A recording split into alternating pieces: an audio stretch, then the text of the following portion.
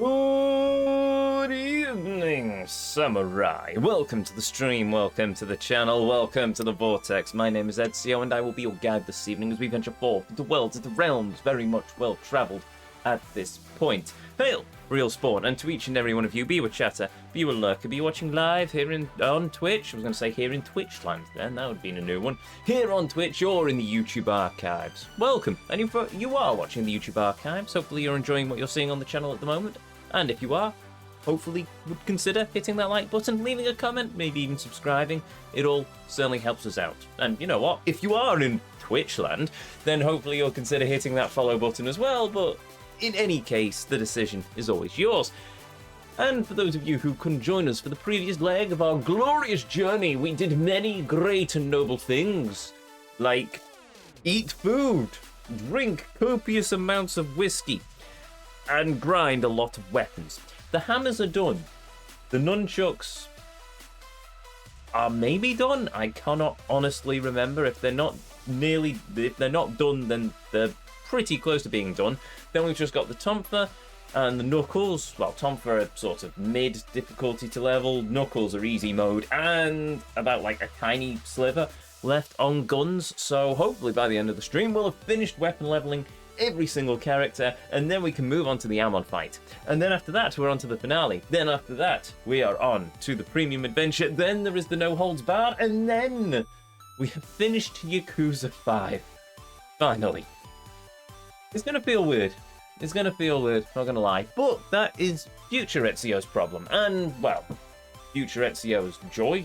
Tribulation, don't know. Anyway, with that said, come, join me as we once more step foot into the Vortex as we continue to travel and traverse the world, the realm that is Yakuza 5 Remastered. Our destination lays before us, the controls are set, and as always, the PlayStation is, there we go, turned on and ready to go, even if I did misplace the controller for a brief period there. So, let's go, shall we?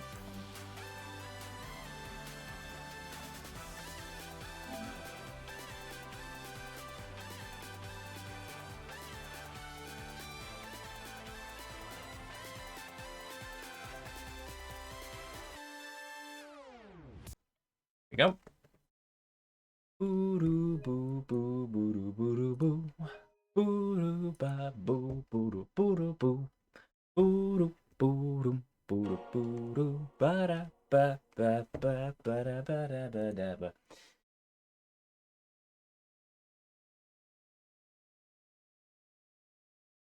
Load. I will let the intro movie play at least one more time, maybe when we go into Journey's End. Or maybe at the end of Journey's End. I don't know. We'll figure it out when we get there. But for now, we have much to do. And by much to do, I mean just the same things we've been doing for the last month. My luck is also terrible today, as denoted by the nunchucks still not being finished. Ugh. Right, how much health do we have left on the nunchucks we've got in our inventory? We've got plenty of health on the nunchucks left in our inventory. We've got plenty of booze equipped, so we shall venture forth this way and top it up, because why not, and have some takoyaki after facing down this grievous ghoul in his weird puffy suit and funny shoes.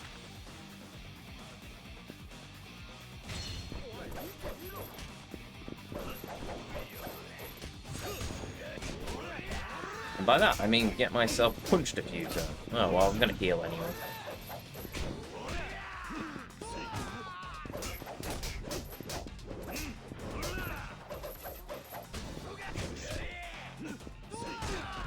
We're off to a glorious start.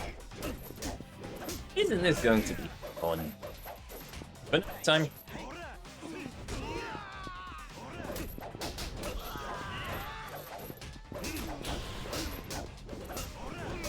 Level 7, that's nice.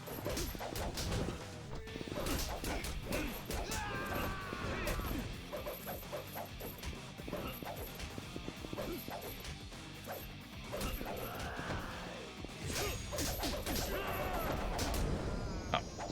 I accidentally knocked him out. I should have let him make that phone call, but oh well.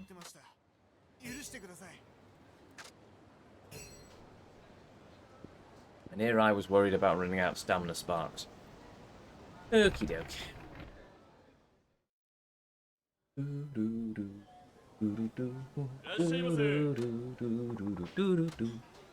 I will have this, please. And this. And this. That's all I'm getting. I've not been injured enough to warrant any more. The game tells me so.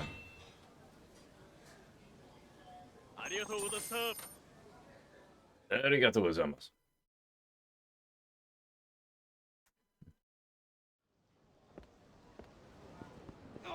Leave the highball tavern. Ah! Look!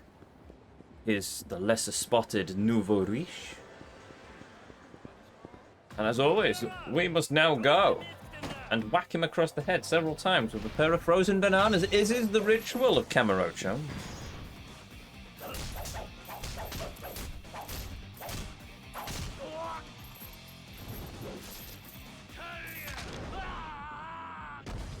I do not know what sorts of industrial freezes they have in Kamurocho, but apparently if you freeze something in one of them, it just turns into a weapon. I don't make the rules. Kamiyama Works make the rules. Yes, hello. At least you're not wearing the stupid puppy jacket thing. You're wearing a proper suit. Even if your friend is dressed like he's a watermelon. Okay, that's starting to annoy me.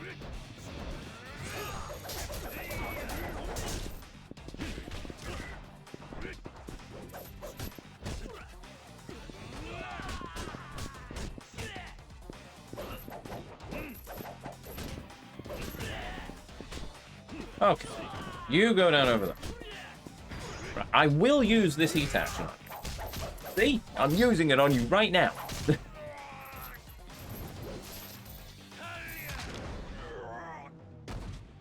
Right, get rid of one of them.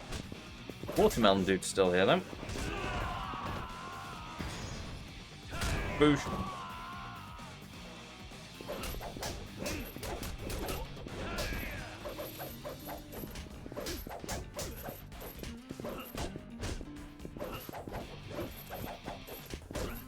What's this? Yakuza break? There we go.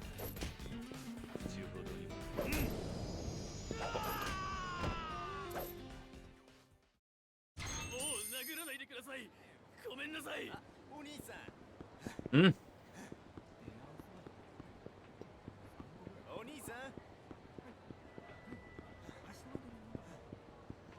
Ah, there we go.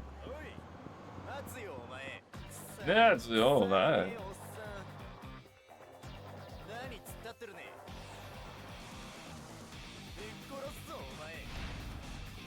Oh no! Street punks, whatever will we do? Oh. Completely missed the dude stood right in front of me, apparently.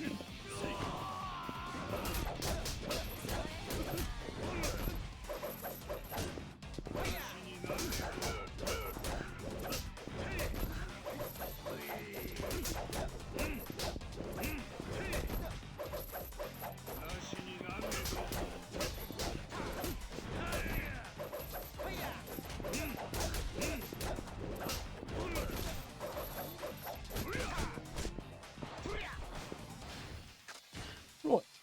Swap out the weapons. Oh. Oh.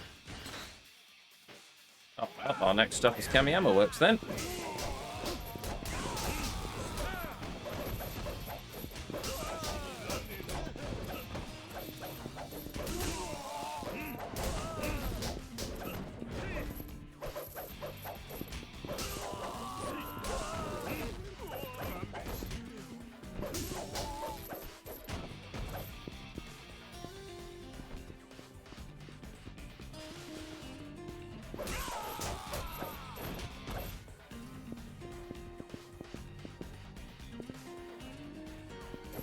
Yep.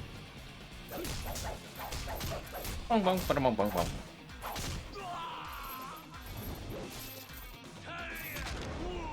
Not dead, by the way. Ignore the crunching sound. It's just a chiropractic exercise. That's as normal. Or so my lawyer said that I should say.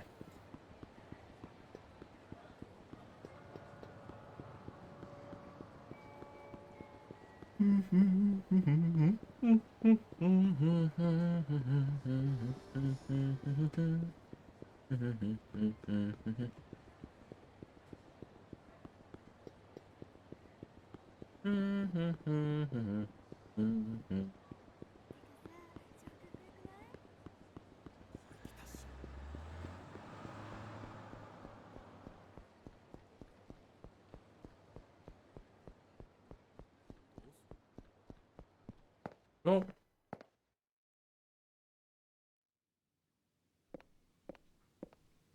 Hello.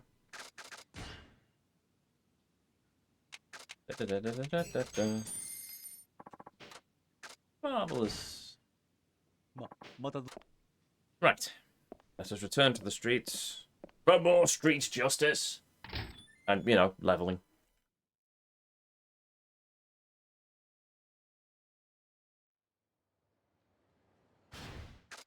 Where are we up to? I know we just recently leveled, but... Oh, yeah, about halfway. Marvellous. No, that's the map. I don't need to look at the map. I need to see the frozen bananas.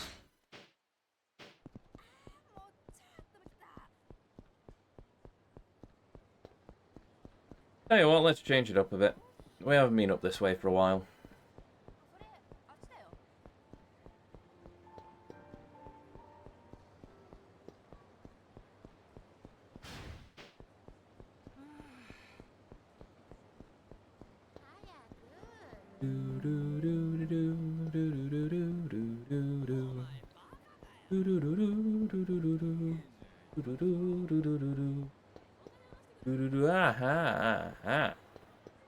Hello! I have now come up to this part of Camarocho.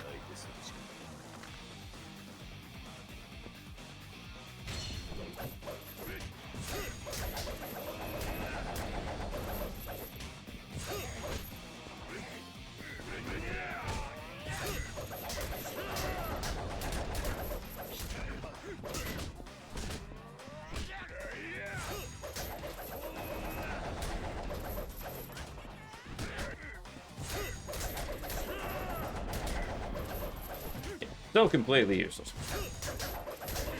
So he keeps doing it.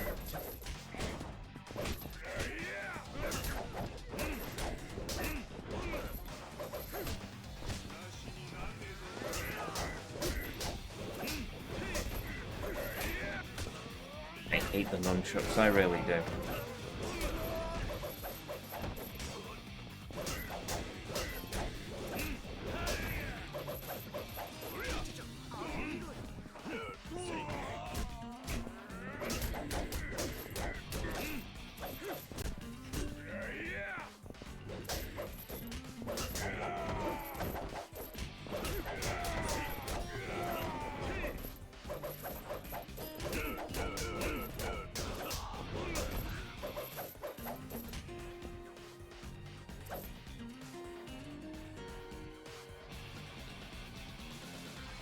Come on, stand up.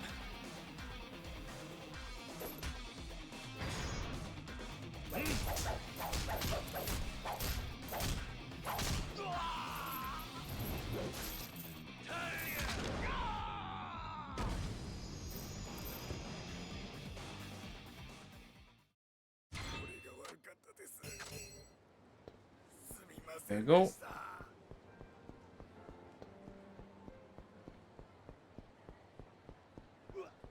Hi.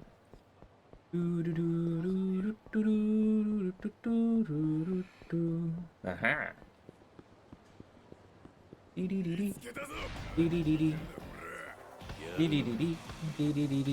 Those beer crates jumped off in excitement. Either that or some NPC crashed into them. Don't know. Either way.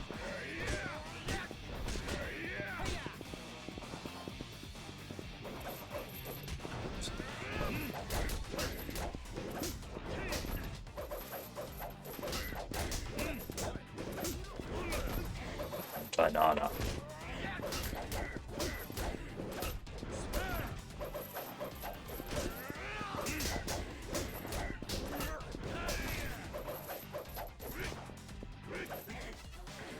No, I don't.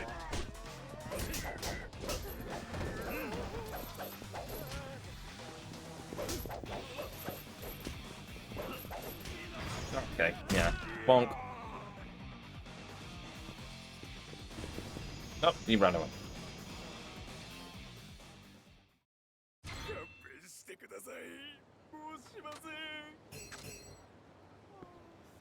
Oh, there we go. Right off the heels of that. Another goon.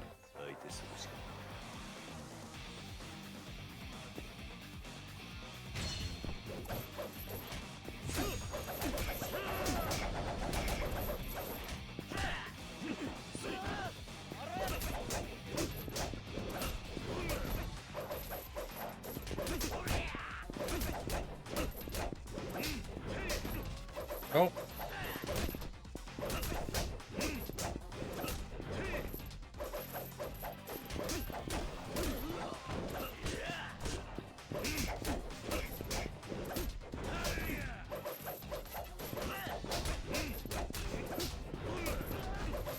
There we go.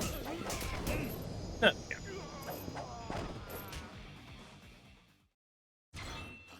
Hello, Hoodlum, welcome. To quote the almighty Bruce Dickinson from the song Deja Vu, I feel like I've been here before. You have, only we were a different character. Items. Unless you mean the stream, in which case, yes, you were apparently a regular here. Okay.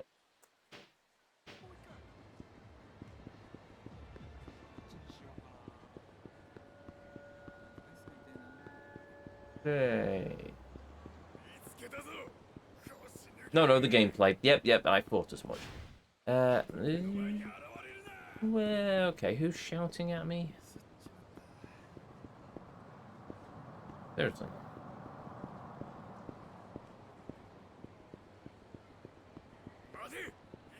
Oh! Literally this dude.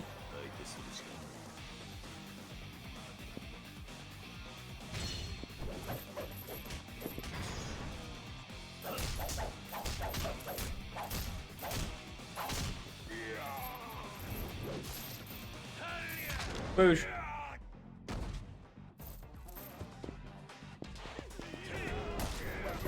Ah, well, so much for that then.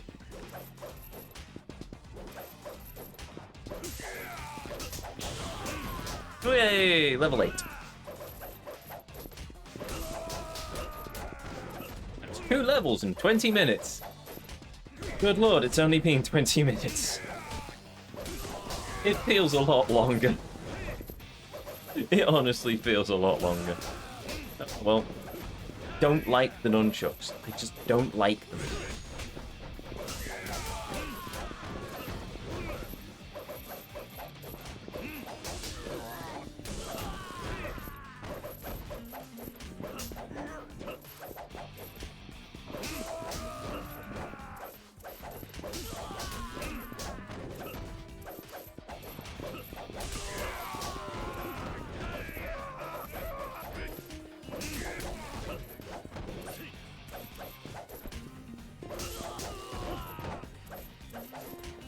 Getting there for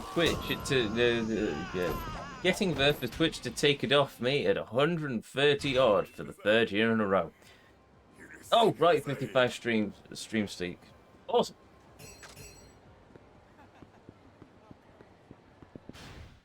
So long as you can get to 117, then you should be happy. Anything after that is just a bonus.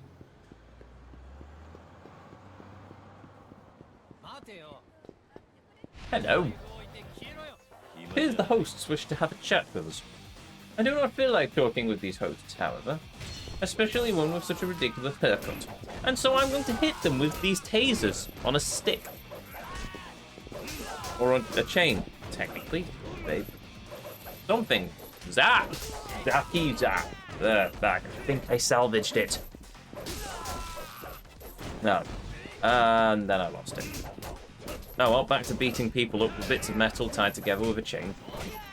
Made of metal, also.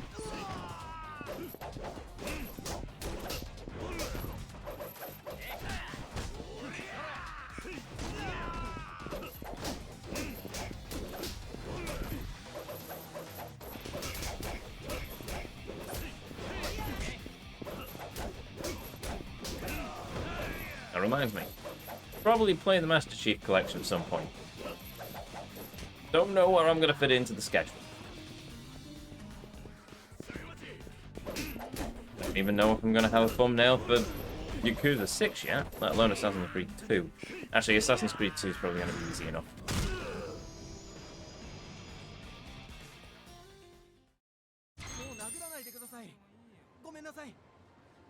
Yes, you should be sorry.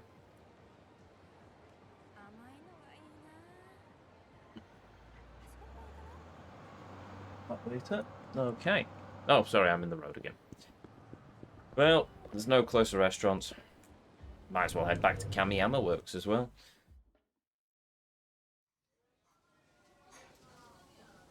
Greetings!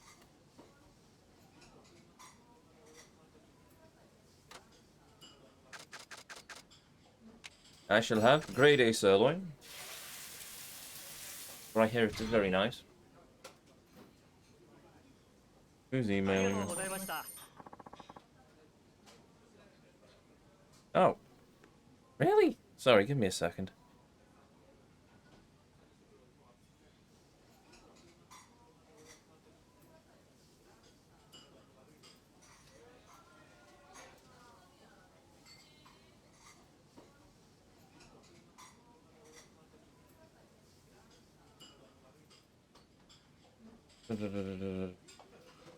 Oh, well, that's future Ezio's problem. Right. Sorry. Ah, the joys of work. Right.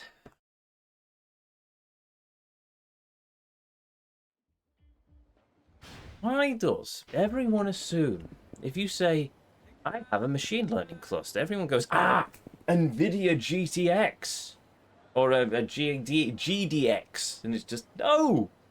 Shockingly, there are other servers out there other than the NVIDIA stuff. Doesn't help that our infrastructure is also a bit weird, but, well, whatever. Once again, future Ezio's problem. I shall spare you a long-winded rant about the insanity of the new file server we've got and how absolutely bare bones it is. But I suspect it's going to be a massive headache for me going into the new year and beyond, as it was already the last previous year. Beyond.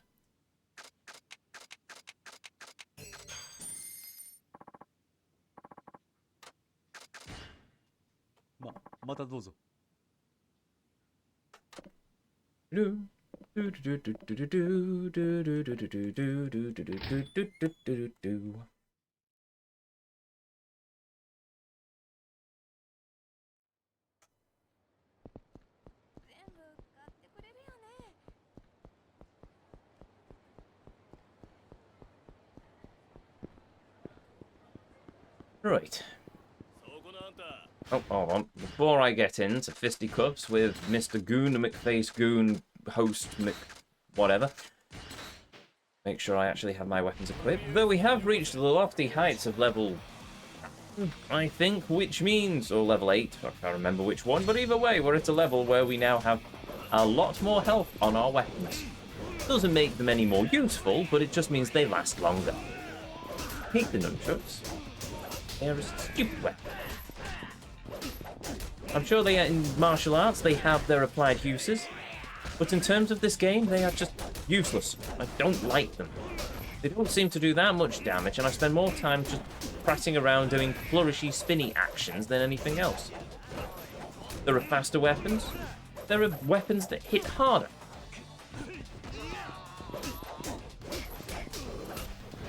These are just to show off, or I suppose if you want to play the game on a bit of a harder difficulty than you've already got. Chuck only run anyone.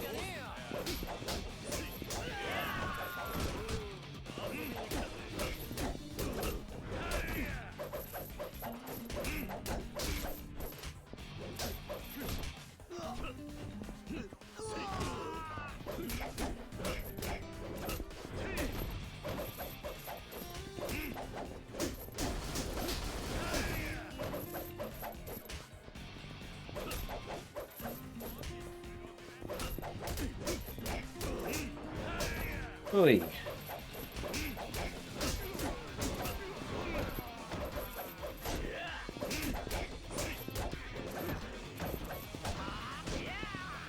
No, you don't. Yeah, you do.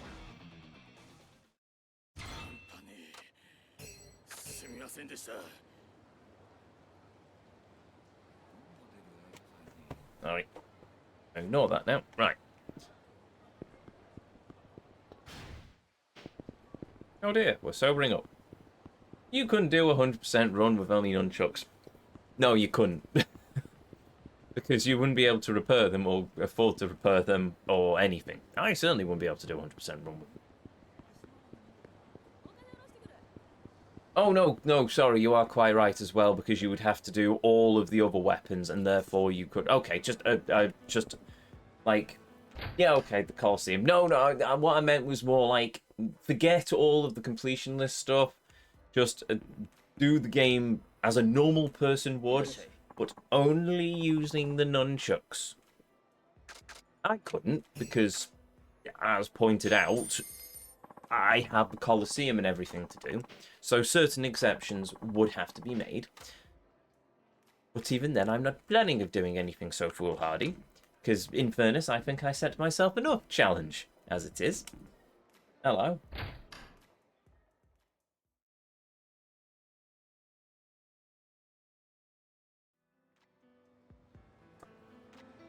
Now, that was interesting. Thankfully, my recording is currently undisturbed, but, yes, for some reason, Twitch decided to disconnect me. I'm not entirely sure why Twitch decided to disconnect me. Do I need to rerun the intro? Right, okay then. You know what? I saw the same thing with Turbo Drive Live earlier. Because I saw he went live. No, he didn't. No, I am an idiot. No, same thing didn't happen to Turbo. I'm an idiot. No, okay, I don't know. For some reason that has decided to just... Oh, wait a minute. I can't... Can I get to it from here? Yes, I can. No, that's connected properly. Completely drop out.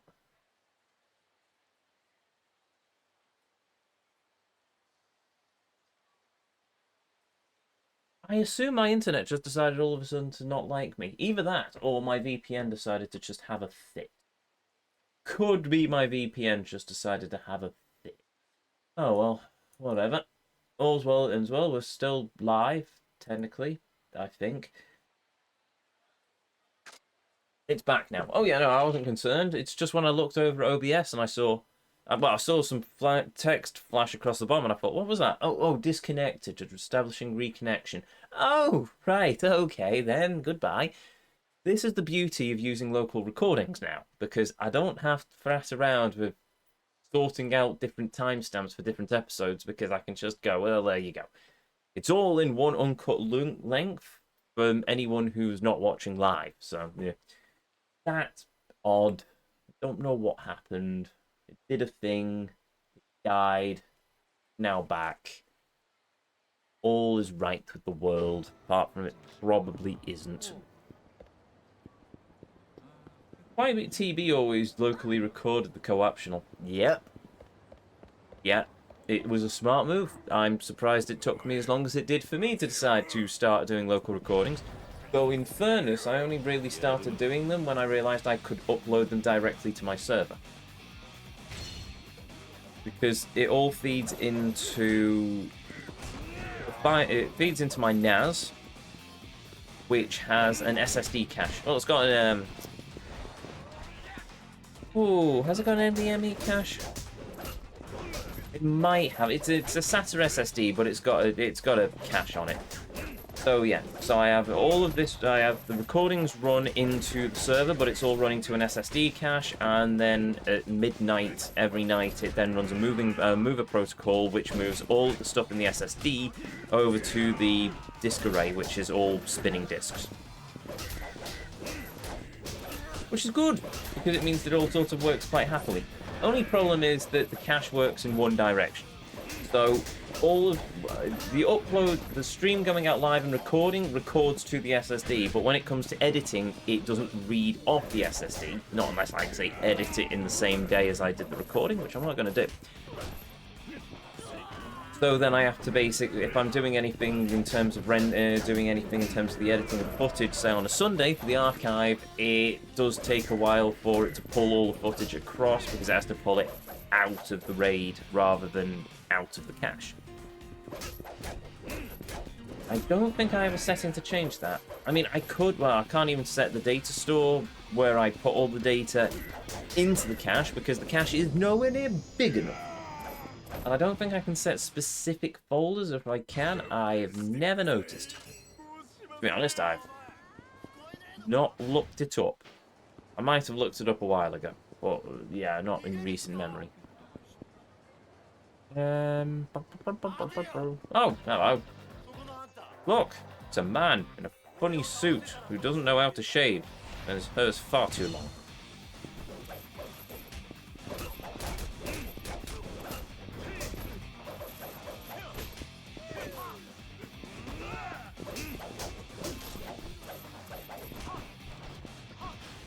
Okay, zappy time.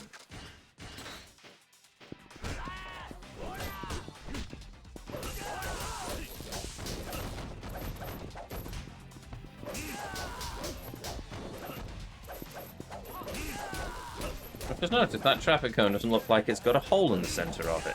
What kind of witchcraft is this?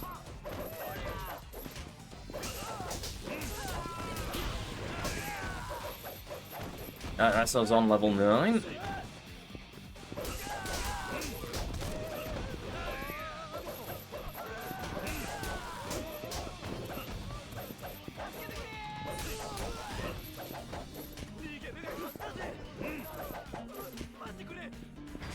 Nope.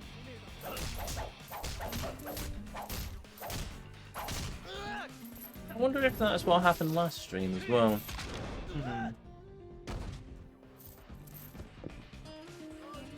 I meant with the whole disconnecting thing, I mean.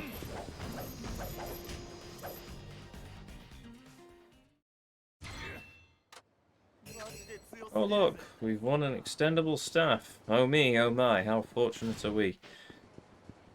Right. Still think that looks like E-Snail. Well, it's just a case of why.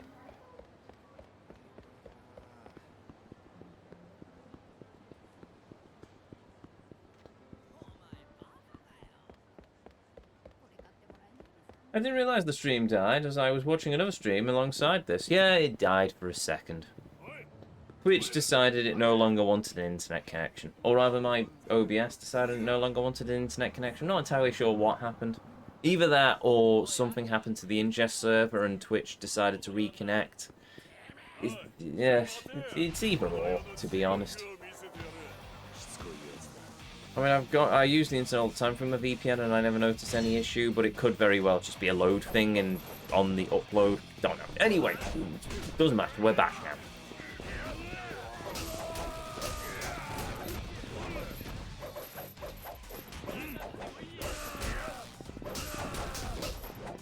And in fairness, the fact, considering I'm running my connection through a VPN and it's running bit rates perfectly fine, is just awesome in my mind.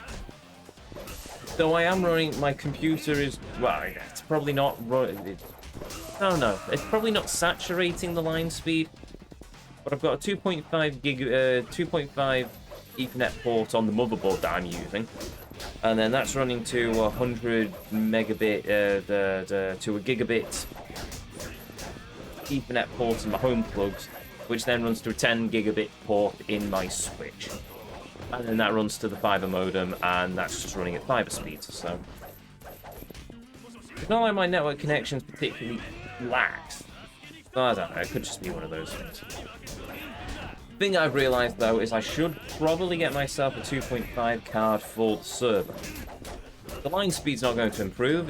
I will always cap out at 100. It'll cap out at 4 gigabit because that's what speed the power line adapters can do.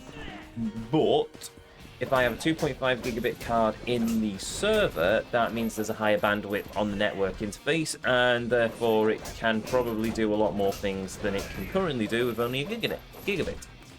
Because that's one of the things I did not expect when I upgraded my motherboard the last time, which gave me that new 2.5 port. It's just how many things I can now do on this PC at the same time. Yeah, okay, I'm just gonna whoosh.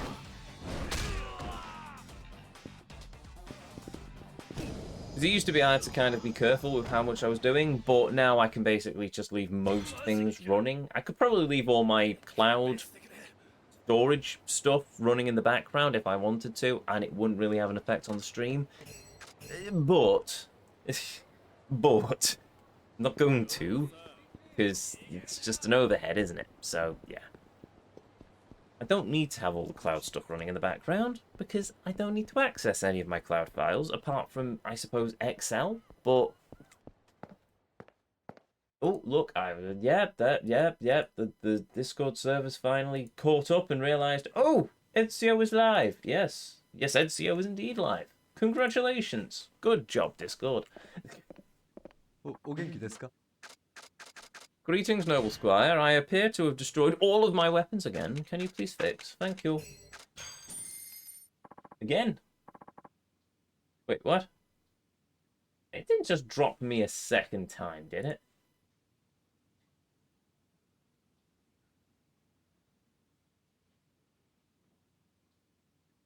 No.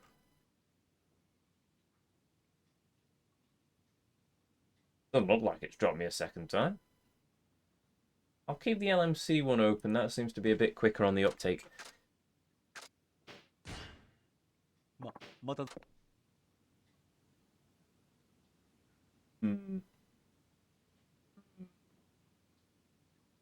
Weird. Also, I'm only using 1.2% CPU while I'm streaming, though that makes perfect sense when you consider that I'm running everything through an NVENC encoder. I paid for a 4090? No, 4080? A 4080 Super I got. Yes, it was a 4080 Super I'm running, not a 4090. 4090s I could have probably afforded, but I couldn't be bothered. 4080 Super, that seems to work me quite well. Or work for me quite well. There we go. It works me quite well, that 4080. It's a very nice boss.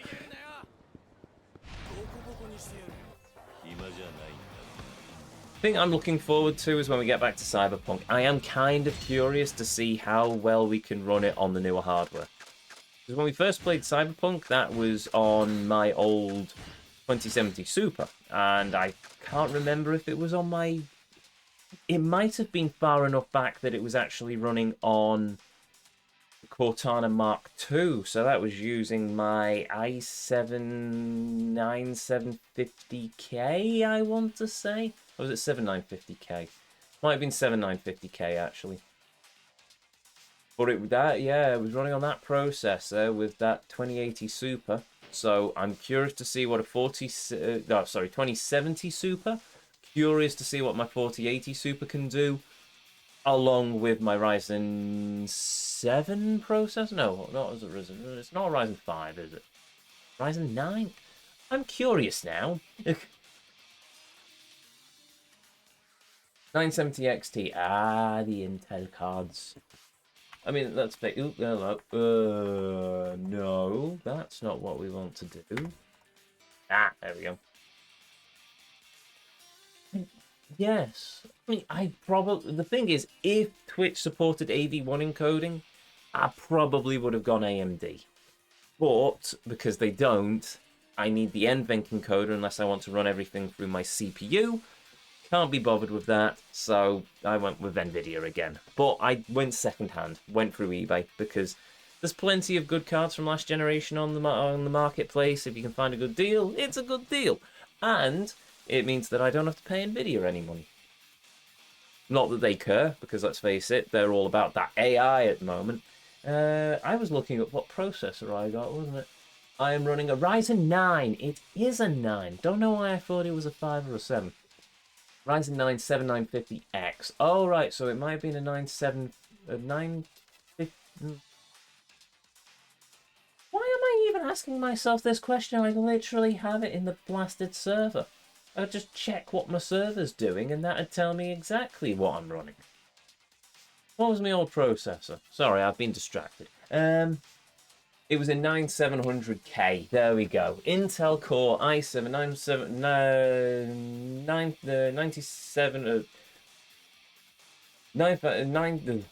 9700. Sod it, I'll go American because it's an American brand or something.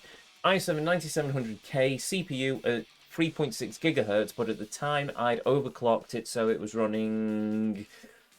Oh, what was running? It was, I think it was pushed up to the 4 gigahertz thereabouts. I know I once pushed it pretty much so I got a whole gigahertz out of it, but it started to show some weird stuff, so I scaled it back a bit. I think I was pushing it around about the 4.2 gigahertz range, but yeah, there we go. That was the processor I was running for years. Whereas now I'm running a AMD Ryzen 9 7950X 16-core processor with 4.5 gigahertz, assuming it's not turboing at the moment. Oh, correction. No, that's the base speed. Base speed was 4.5. Current speed is 5.2 because it's turboing up because I've got enough cooling on it. And it's not very stressed because what is it doing apart from a bit of background processing? Mostly feed from the PCIe runs for the graphics card. The graphics card is currently doing all of the processing at the moment. Or at least doing like 90% of the processing for the stream. And even then, it's only on the encoder chip, which means that the rest of it can be doing 3D graphics, which is why I can play PC games at the same time as using my at the same time as streaming. There we go. Now I could stick with my current motherboard and get a Ryzen 7 7900X3D, which is minimal, which it is minimal with the difference of the best AM4 processor. I mean, yeah. Well, that reminds me, I could, because I'm on AM5, I could just upgrade my processor to an X3D variant. It's tempting. Must admit, it is tempting. But that'll be an upgrade for a later date. And to be honest, I think I'm okay with the current processor I've got. I've not had this processor that long anyway.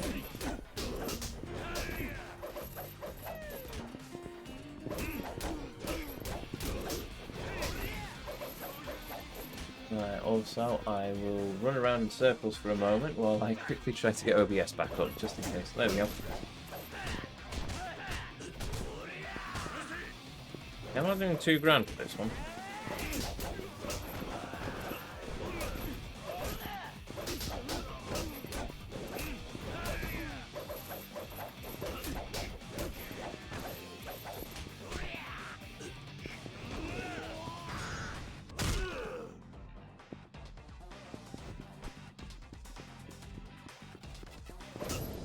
I also realised the other day that, well, one, I had the heart-stopping moment where I thought, oh, crumbs, did I put my RAM in the wrong slots and I'm running only in single channel? Answer is no. No, I'm not. I did actually set it up properly because I remember checking the manual at the time and it said put it in these slots for dual channel, and that's what I did. But it's one of those things where I thought, wait, no, I remember the last time I looked in there and that didn't look right. So anyway. So yes, where was I going with this? Oh yes, I've only got 2 RAM slots populated, so technically, I could run another 2 sticks of RAM, and I could have 64 gigs of RAM. However, if I do that, then I've populated all 4 channels, and I'm actually going to get worse performance because the way the way the architecture works. And so, instead of doing that, I'm just going to stick on 32 gig because I don't need more than that.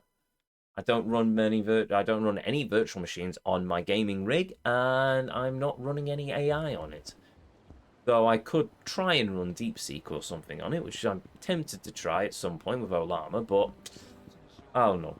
Most AI thing I'm probably going to try and actually, there's that. I also have from work a copy of a machine learning Super Mario World thing, which I was running on the last open day, and I want to try it on my PC to see here if it's actually going to work any better on a more processing power.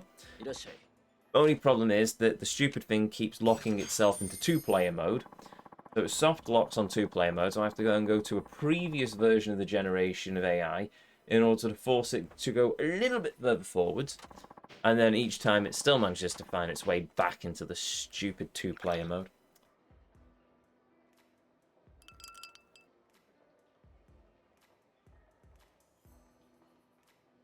It's at least I do need better RAM, at least 32 gigs. 32 gigs and a CPU. Well, if you're on AMD, then it's Expo. If it's Intel, it is. Oh, I forgot what it's called at Intel.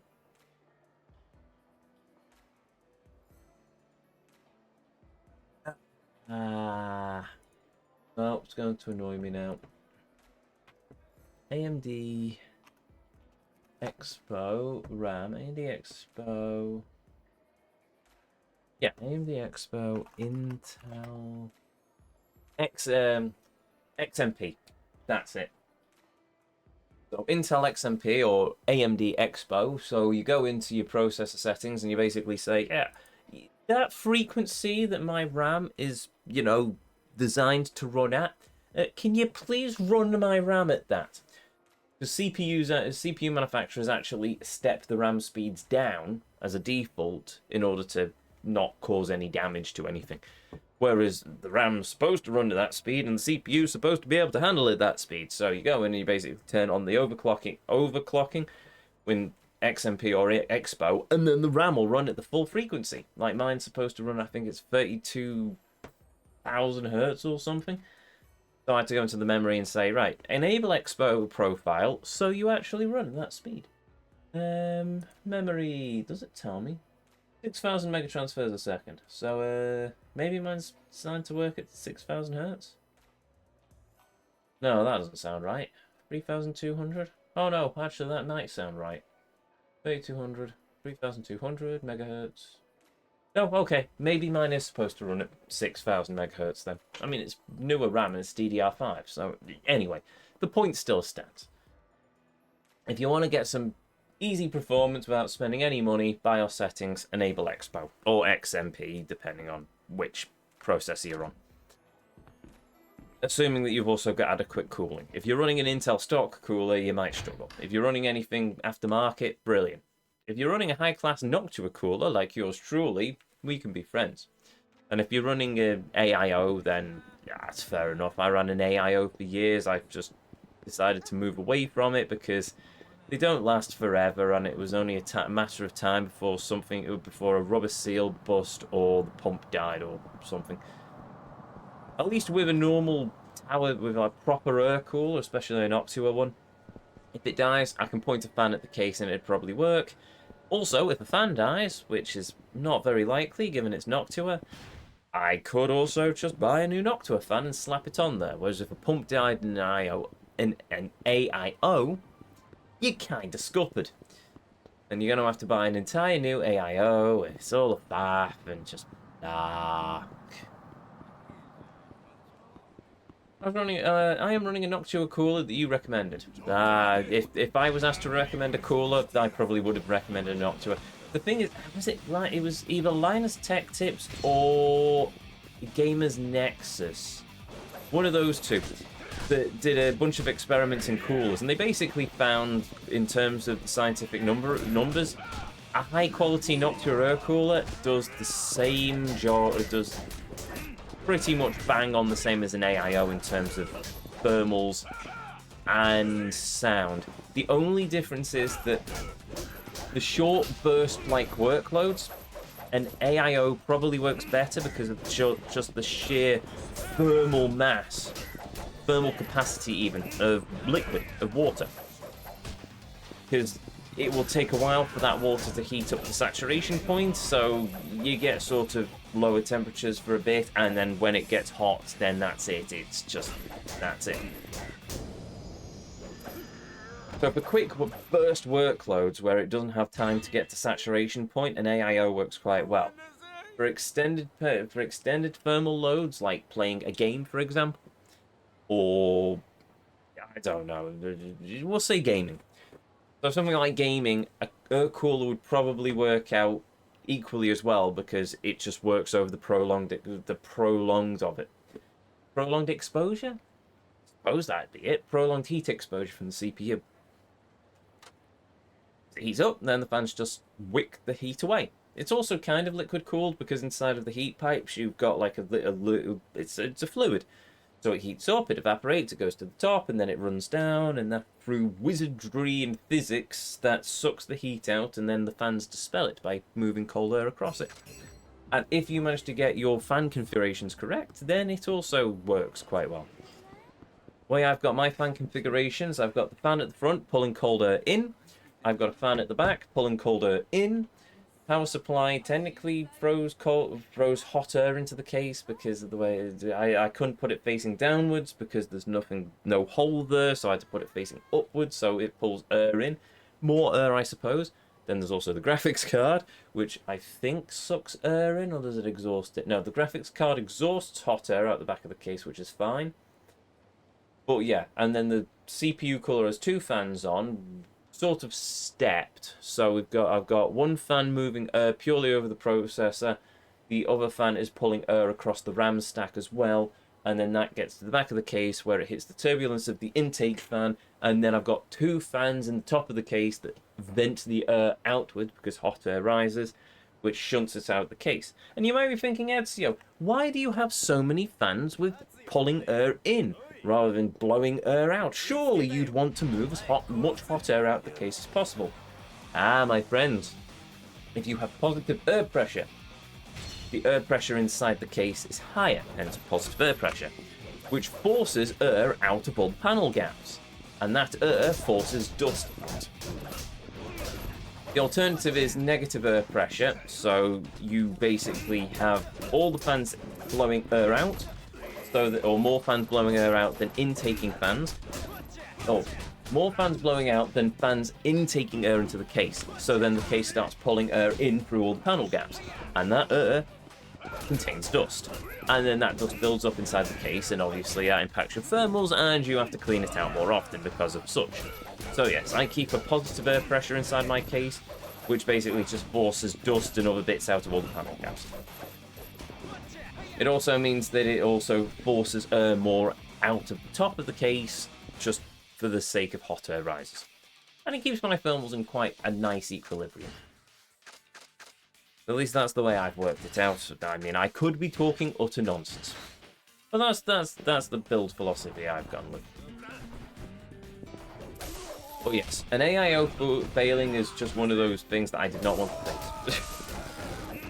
I mean, I've used AIOs in the past, and they worked fine. They were solid, but it's just that one day this is not going to be fine, and then I have no computer for a while. So I thought, you know what, I'm going to take just the repairability and the longevity of it, and I'm just going to go with a proper Noctua cooler. And I've never looked back. Actually, most of the case fans I've got now are Noctua. I want to replace the front case fan with a Noctua, but it's a weird one. It's a 200mm fan, but it's like a thin fan. It's the original from the case, and I think it's a low spinning one, so the bearings are probably going to last for a very long time. Well, it's lasted over 10 years at this point. But I wouldn't mind upgrading to a better, well, not to a, well, to a newer build of fan. Maybe an Noctua, to be honest. I may have become a bit of a fanboy. But it's a weird size. I'd have to take the front of the case off and measure it properly to try and find one of the blasted things. But yeah, the front of the case is still the original Zellman from, well, when I bought the case. I've got, the bearings went, so I've now got a Noctua fan in the bottom of the case, which only turns on when the temperature gets over 35 degrees. Because I'm using a Zellman H1, it's a case that the case, when the onboard computer, I say computer, it's basically just an Arduino, in all senses of the word. But when the temperature probe inside the case detects that the inside of the case is 35 degrees or higher, because I like to keep it on the cool side, could set it to 45, but I don't like that. When it gets to 35 degrees, it automatically opens a set of vents in the top of the case, which engages the fan in the bottom of the case, so that's an extra fan that doesn't always run, suddenly pulling fresh air in from underneath the case through the fins, well, through the fan filters, and that adds more pressure. But yeah, so the vent's open.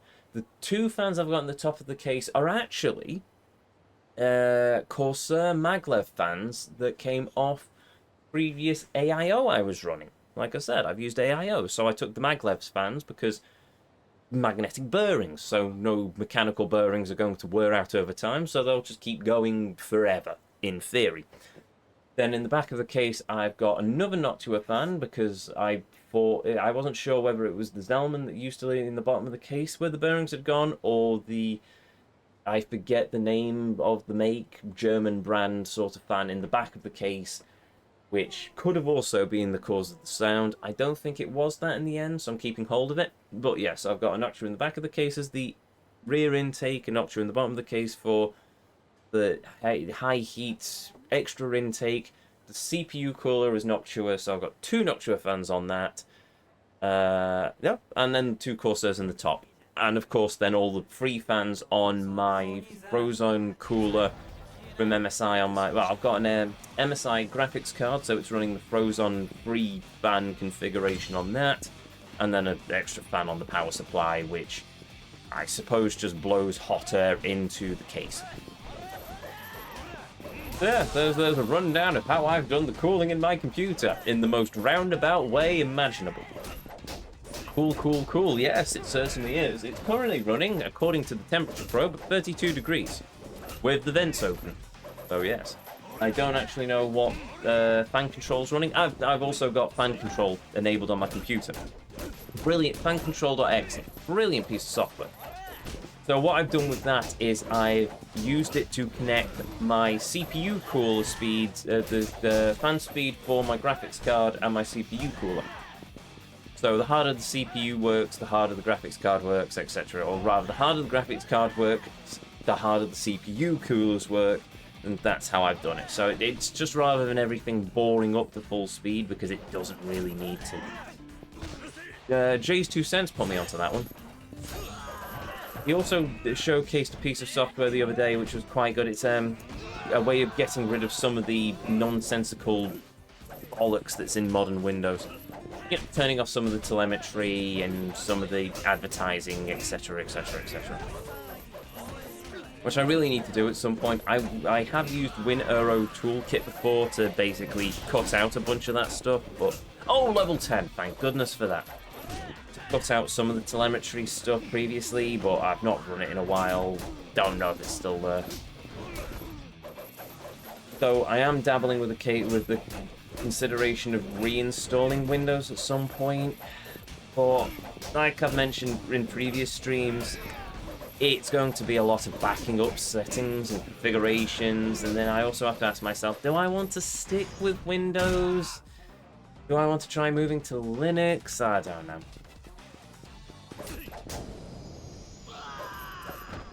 Man, you are really bored of weapon leveling. Yes. Yes, I am. Hence why I am now talking chat's ear off about computers. But in fairness, I also do enjoy computers. So, did you see the edited old episode of Doctor Who? You mean the War Games?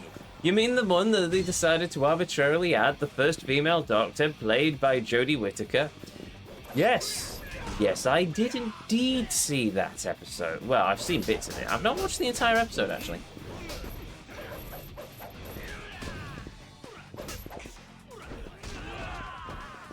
I still think it's a load of nonsense.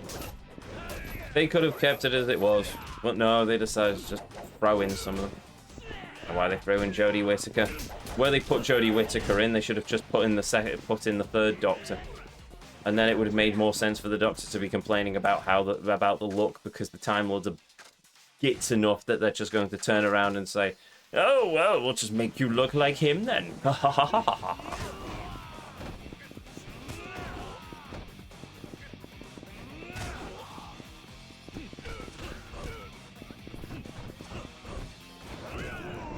RTD has ruined his reputation by doubling down. Oh, yeah. Well, the thing with RTD is that what a lot of people don't realize is that he put his name to the new Who series, but Stephen Moffat was the one who was pretty much in control. Stephen Moffat was the one who was basically reigning in Davies. And then Davies came back without Moffat, and, well, we all saw the end results, didn't we? It has its fans, but not enough to make it profitable. And profits is the name of the game, really. It's utter insanity, really. The BBC had two of the biggest shows in the world. They had Doctor Who and they had Top Gear. And they've squandered them both. Moffat ruined his series, ruined his with series... bollocks. Ruined his with season 4 of Sherlock. I never gelled well with Sherlock anyway. And it's... I can't say Lord of the Rings because the movies were absolutely brilliant, as are the books, but they're different entities. Now, if you've never read or listened to the audiobooks of Sherlock Holmes, it's hard to explain.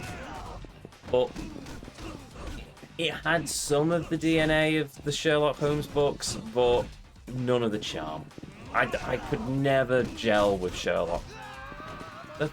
There were some bits I found interesting, like the words flying around him as he was thinking, but for the most part, I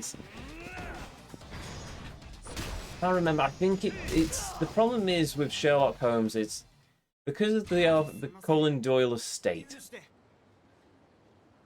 They can only really use the early Sherlock, but the thing is, Sherlock has a character arc, and by the end, going further through the books, you see Sherlock Holmes actually in the sort of more rounded out way that I much prefer him, but you never really get to that. Sherlock Holmes is like a sort of Spock thing from Star Trek the original series. Very logical and very scientific, but occasionally you see that human side burst through, like the time that someone shot Watson. And it was basically a case of... He is only wounded, but if you had killed him, then you would die. The basic sort of thing. There was no life on Mars. I've seen bits of life on Mars as well. Oh, bollocks. No, no, no, no, no, no, no, no, no, no, no, no, no, I don't want to fight you. I need to get to a save. 1, because I don't want to do the nunchucks again. 2, because I need to get new weapons. The problem that I had with it was Martin Freeman's John Watson. He was just Martin Freeman, same as him as Bilbo. No, I enjoyed Martin Freeman as Bilbo Baggins. I thought that was a pretty good casting.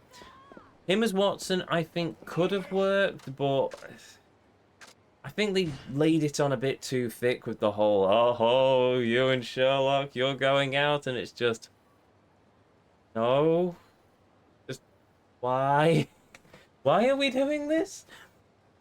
Don't know. Maybe it's just because I'm just so fastidious with the original source material. Ezio being pedantic about the law. I know it's such a shock, but still, it's just no. That just sounded forced to me. I didn't like it.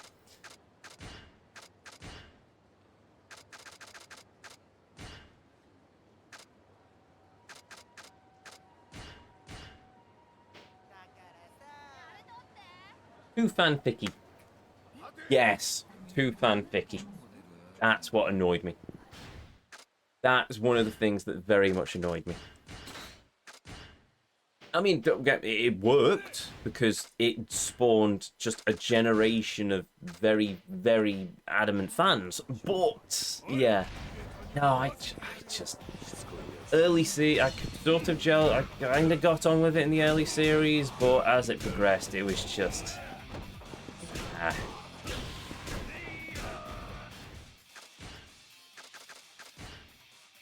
What? Oh, that's level 3. Okay, well, I'll use the ruler then. No, I mean, with Moffat, it's okay. With Moffat and Doctor Who, he wrote some of my favourite episodes. I thought the Matt Smith series was actually very good, and I thought early Capaldi was also very good. The problem with Capaldi's series was, as it went on, it became more of the Clara show. Clara was brilliant in Matt Smith's final series. I loved her in that. But you get into Capaldi's, and then it just very much turns into the Clara show, and it's just... I know the companion's important because the companion is how we see the world of Doctor Who. The Doctor is this mysterious stranger. He's supposed to be alien and unconceivable, and therefore we see it through the lens of the human companion. But it just kind of felt by the end of Clara was just girl bossing. Like, you know, like female characters and like newer Disney stuff, that sort of thing. It's just... I watch it for this mysterious madman with a box, not to watch Clara dating a teacher. It's just... And then it was sort of that just sort of cringe humour of then, oh, well, they're on a date, but oh no, the Doctor shows up and he's being really quirky, and it's just... Yeah, okay. Okay, we're really doing that. And then, yeah, the final series for Capaldi had its moments I didn't like, but I kind of enjoyed Nardole as a companion. I mean, he wasn't even a companion; he was basically the Doctor's assistant. And I thought Capaldi and Matt Lucas had a good sort of, I don't know, companionshipy sort of friendshipy thing going on, especially when you're counting the lore of River Song and stuff. And then Bill was basically, they could have done so much more with Bill. But I think what annoyed me is that and you can just tell it was the BBC tendrils of "you must be diverse by all means necessary" sort of thing coming in, because it's just every episode she mentioned, by the way, I'm a lesbian, and it's just, I don't care. Don't care that you wish to sleep with ladies. Just be a good companion. I don't need you to remind us every episode. We got that in the first episode when you fell in love with the girl who turned into the spaceship. That's fine. Good for you. Why do we need you to have a conversation about homosexuality with a bunch of Roman soldiers? It's just... Well, what about all the weird alien stuff going on? No, you're going to sit in a cave and have this conversation. Okay, right. Why? Okay, fine. It's just the pandering. I just really hate the pandering. Where is the intelligent storytelling? Why is it literally just a talking piece to camera, says the man who sat in front of a camera ranting about these things? Martha seemed to have been used surprisingly as a girl boss. Did she? Well, now you've got me thinking. Was she, though? At the time, I mean, there was the thing that stood out with Martha for me was just the whole fawning over the Doctor, and he was trying to get over Rose. And they even touched on that in his later series with Donna, where she got over it. And it's just like, yeah, okay, that's character progression. But yeah, Martha trying to prove herself. And you know what, that's fair enough, but she was trying to prove herself, but she never seemed to just... It never felt out and out that she was trying to outshine the Doctor. It was her trying to impress the Doctor because she had a thing for him. And you know what, that's fine. I can understand that. That works as a character thing. But with Clara, it didn't feel like a character thing. It just felt like interference. That's probably what didn't gel with me, because we saw her as a character. We saw her being brilliant. She was brilliant with Matt Smith. And she had her moments with Capaldi. It's just, yeah. If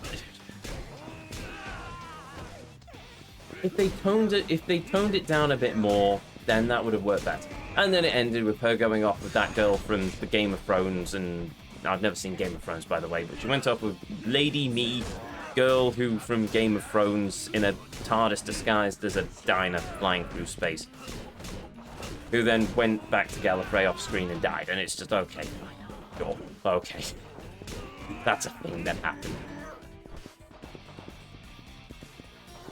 Now, if I had it my way, then the way Doctor Who continues is all of the stuff with the likes of after Capaldi, all the stuff with Whittaker and Ncuti Gatwa was just all like a simulation.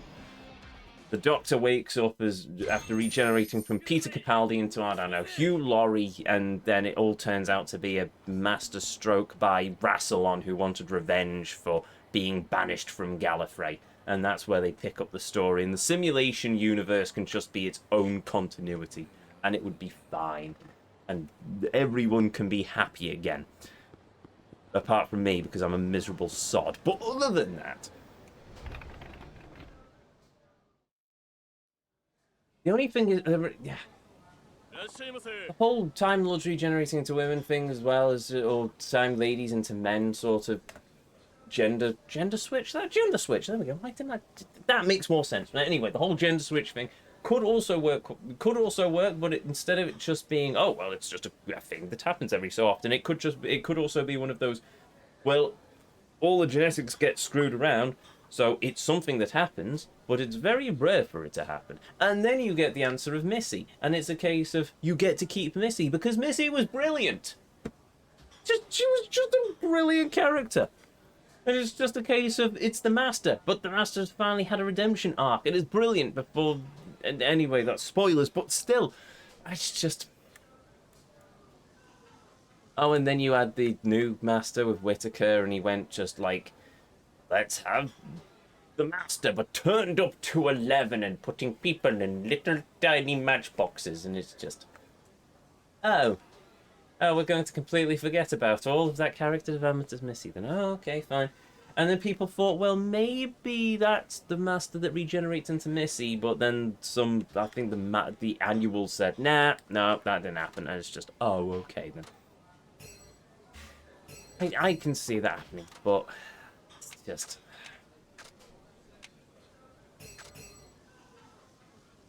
I do need to watch more Who. Yes. Just stop at Twice Upon a Time. Just don't bother with any of the Whitaker or the Shooty Gatwa stuff. As a lore nerd, Game of Thrones would infuriate you by the end. It probably would. But also it sounds very... Well, I say it sounds grimdark, but I quite enjoy Warhammer 40k. So there's that. But, I don't know, Game of Thrones is just something that's never gripped me, but in fairness, it is basically J.R.R. Martin. It's not J.R.R. Martin, it's Martin, whatever his name is. Basically saying, Gandalf should have stayed dead, completely missing the point of the Lord of the Rings. Which just, if I want high fantasy, I'm gonna just stick with Lord of the Rings. I'm currently listening to, actually, The Lord of the Rings being read by... Oh, I've just realised I've jumped into a fight and I don't actually have any weapons. Being read by Andy Serkis. He can do a lot of very good voices, can Andy Serkis. I mean, obviously he can do Gollum because he's Gollum. But, I mean, he's just... If you want some good audiobooks to listen to, just look up The Lord of the Rings by read by Andy Serkis. It's just brilliant. I'm currently on Return of the King. Bit odd, actually, because Pippin is now in Gondor, and he's talking, and he befriended a soldier who speaks like he's from Liverpool, of all places, and it just amuses me that you've basically got a Scouser wandering around Gondor.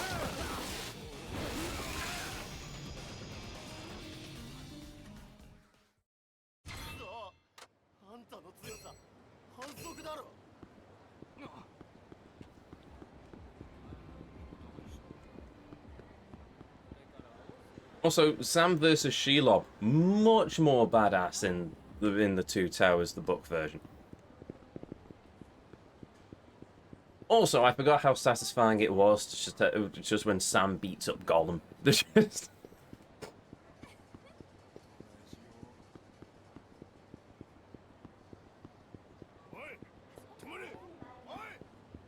Andy Serkis? Yes, Andy Serkis. What did I say?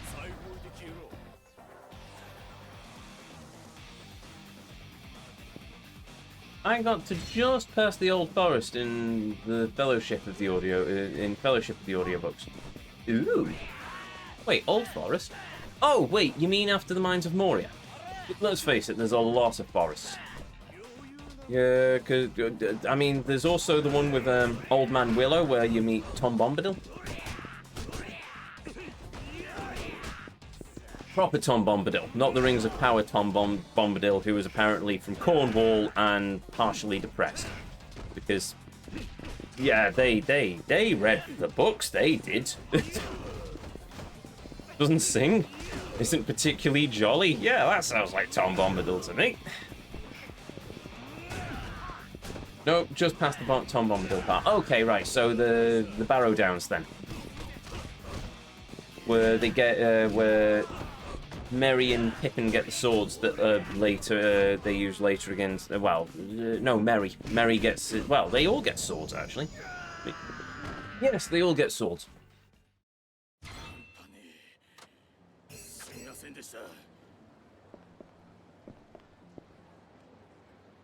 No, just past the Tom Bombadil part. Oh, I mean, just after Moria in Lothlorien. There we go, Lothlorien. Right, so yeah, okay. So you're getting close to the end of Fellowship then.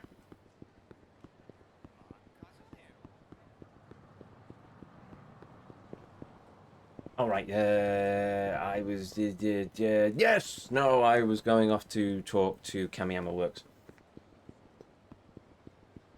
Oh no, I haven't reached Rivendell. Oh. Right, so you're at the bit after, just before the Barrow Downs. Unless...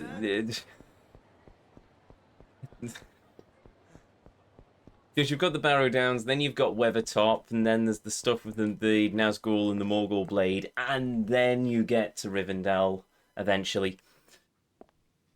And that's another change from the books to the movies, because in the movies you've got Arwen, who has the badass moment of rescuing Frodo, where in I forget the name. I've forgotten his name now. Whereas instead you've got this in the books you've got the legendary elf hero, and I can't remember his name, but he's basically he is an elf who killed a Balrog. I mean, the dude literally went toe-to-toe with a Balrog and won. Died in the process, but in Tolkienian lore, elves, though death is painful, they basically come back after a while when they've healed up. They leave the realms of Middle-earth and then they return. And he returned, and that was that. Bit like Gandalf on that point. Unlike humans, who, yeah, they go on the great unknown. They go on the journey into the great unknown. A place where only Iluvatar may know. I think it's only Iluvatar, who is the god of Tolkien's world, by the way. If you've ever read the Silmarillion, you know who he is. As well as Morgoth, the big bad. Because you think Sauron's the big evil? Oh no, Sauron is literally a lieutenant. Sauron is a lieutenant who bows to Morgoth. Morgoth is the one who created the Balrogs and the orcs. Only Iluvatar may create life. Morgoth wanted to create life, but he couldn't, so he basically just corrupted it instead. He's also the one responsible for the death of the great trees.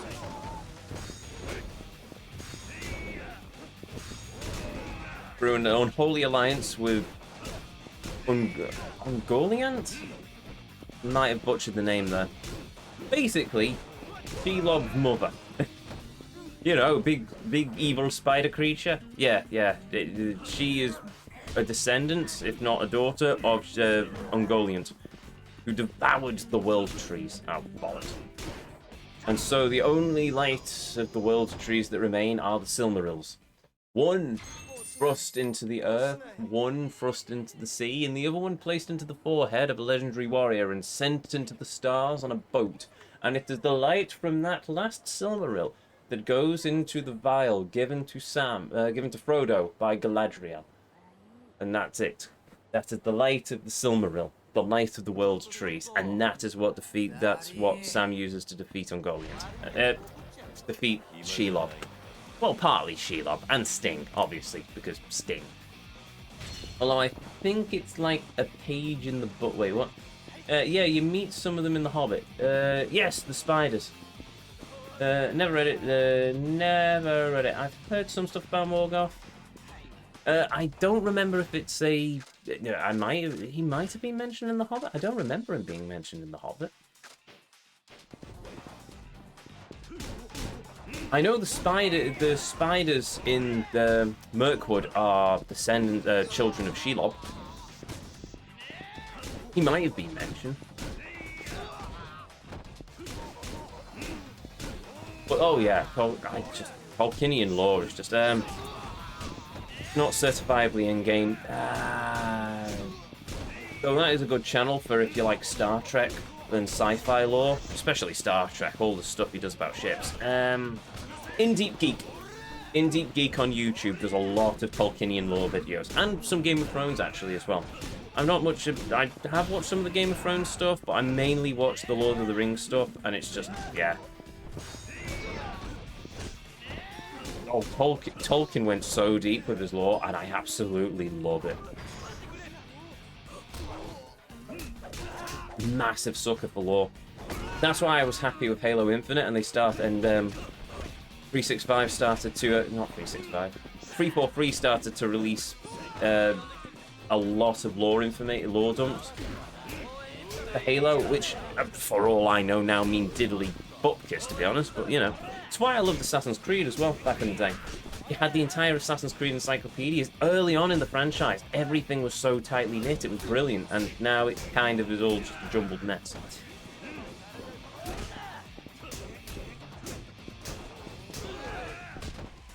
No, I don't think Morgoth's mentioned in The Hobbit. Well, a lot of the lore started getting fleshed out with Lord of the Rings.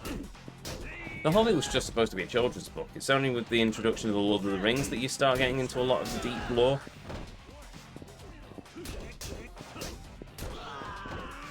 But it's not just in the books. I mean, obviously you've got The Hobbit and the Lord of the Rings. You've also got the appendices to I had it right the first time. You have the appendices for the Lord of the Rings. But then you also have the Silmarillion. And then you've also got the Unfinished Tales. And you've also got Tolkien's letters. Because Tolkien was very big on, if fans sent him letters, then he usually replied. So it's like, what happened to the Ents and the Ents' wives? And stuff like that. And it's just... I really wish I had the time to just craft a world like that. I mean, I couldn't. Tolkien was a genius. I'm just an Ezio. But still, I just love it. I just love that stuff. I just love world crafting and lore building and all sorts. It's just brilliant. Why the newer Zelda games piss me off so much. Why I'm loving Yakuza. I mean, it's not as in a deeply entrenched lore in Yakuza, but it's a story. Halo has a lot of good lore. Bungie's Halo has a lot of deep lore that you really need to. You'd be amazed if you've never dug into it. You'd be amazed how much lore Halo actually has. The problem with Game of Thrones or A Song of Ice and Fire as a whole is there's so much that could be deep delved, like everywhere else outside of the Seven Kingdoms. Mass Effect 2. Mass Effect also indeed has its lore. I don't know how deep the lore of Mass Effect goes. It's not shallow. I'll give it that. It's not shallow. There is a lot of stuff to Mass Effect. Maybe not as much as Halo, but Mass Effect does indeed have its lore. And that's one of the things I would kind of want to get. I want to go back and play some Mass Effect. I want to play the Mass Effect trilogy just so we can 100% them, and I can just go through everything. I mean, I've done a lot of things back in the day with Mass Effect, but I want to revisit, and I want to do full God Ezio level 100% runs. I want to see what we can uncover. But that requires time. Same with Assassin's Creed. I want to go back and I want to go through the Ezio trilogy and I want to do everything. Including all the stuff in Brotherhood, which is a lot of superfluous bollocks. I know, but I want to go and I want to 100% them. I want to complete them if I can. But, oh, for Paragon or Renegade? Oh, Paragon. Always Paragon. Have you ever known me to not feel guilty whenever I just accidentally knock a chap down the stairs in Yakuza? What are you fool? Oh, blimey, is that timing? Okay. Part, welcome and cheers.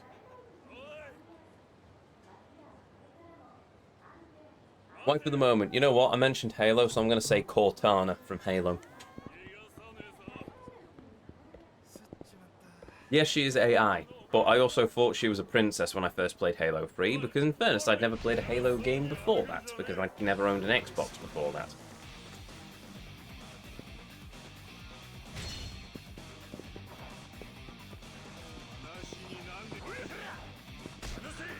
You mean you don't want to boot someone out of a window?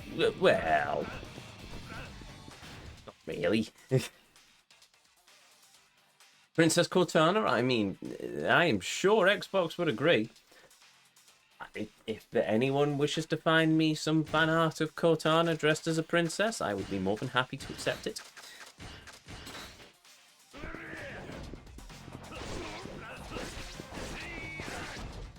I just realised what time it is. I'm starting to suspect that we're probably not going to get to the end of the weapons this stream. I may have spent a bit too much time talking about Lord of the Rings and computer components.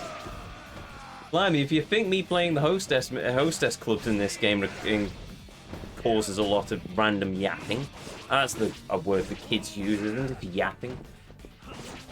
I'll stick to my usual talking bollocks. Then, yeah. Weapon leveling in this game.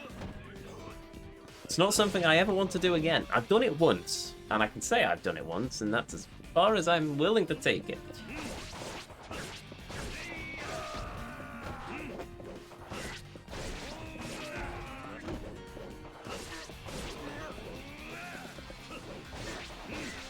I did that in Mass Effect. No, I was too fence-sitting. So I fence-sat in Mass Effect. I just prefer to go for the good karma options. It's just the way I am. I like to help people. I'm not one for just being an arse.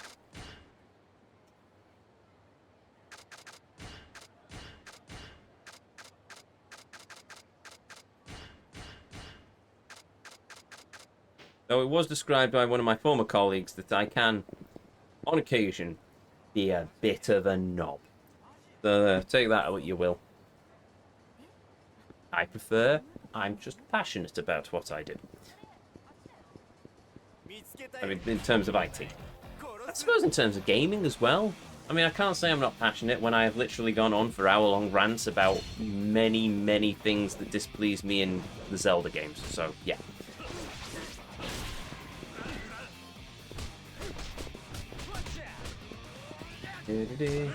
I still regret shooting Rex in Mass Effect 1. Blimey. Wait, you can shoot Rex? Poor Rex! Rex is a badass! But I do remember that being a thing, yes, because I remember seeing in a guide at some point that if you shoot him, then you don't see him or something. I can't remember. You can, indeed. No. Ah. Paragon for me. Always Paragon. Have I actually played that many games on this channel where I actually have to do karma? Oh, I played the Outer Worlds, didn't I? Surely that would have been a good indication. I still feel guilty about the fact that I managed to kill all those innocent people in the plague quarantine hospital thing. Thought I was doing the right thing.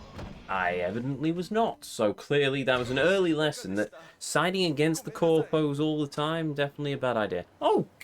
Cyberpunk! Played Cyberpunk as well. I took the good karma options there, as far as I can tell.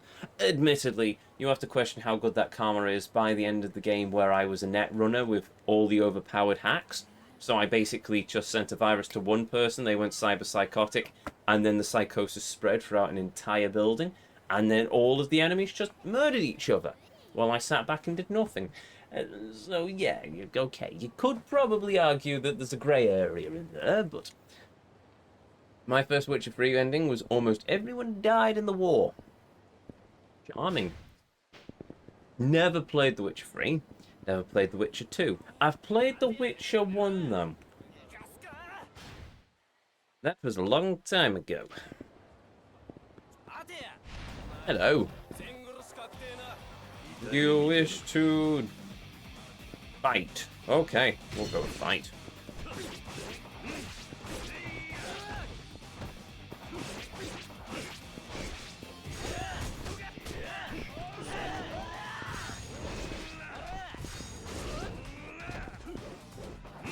Okay. 2 is better than 3 in some ways. I know my sister adored The Witcher 2. Probably still does, actually. But yeah, I've never played it.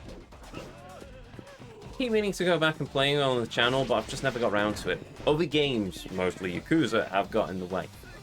One day I'll get around to doing a franchise run of The Witcher games. One day. Do I still have that as a bot command?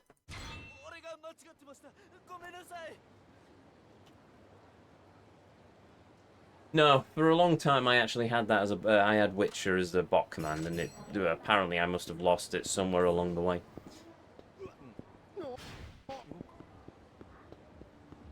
Yeah, while we're by the Highball Tavern, I suppose I can just... In Daco, even. It was such a big deal into using the correct positions and reading their weaknesses. Sounds interesting. We shall see if I ever get around to playing it. Let's face it, the next franchise run... Can I even call Yakuza a franchise run at this point? Probably not, but I suppose it's the best description I've got for it. Eventually, yeah. Once I've got past Assassin's Creed, because it's just... I really should play Assassin's Creed 2 at some point. Or at least play the Ezio trilogy at some point. Let's face it, it's my namesake. But still, yeah. After Assassin's Creed 2, the next franchise run I might do is The Witcher.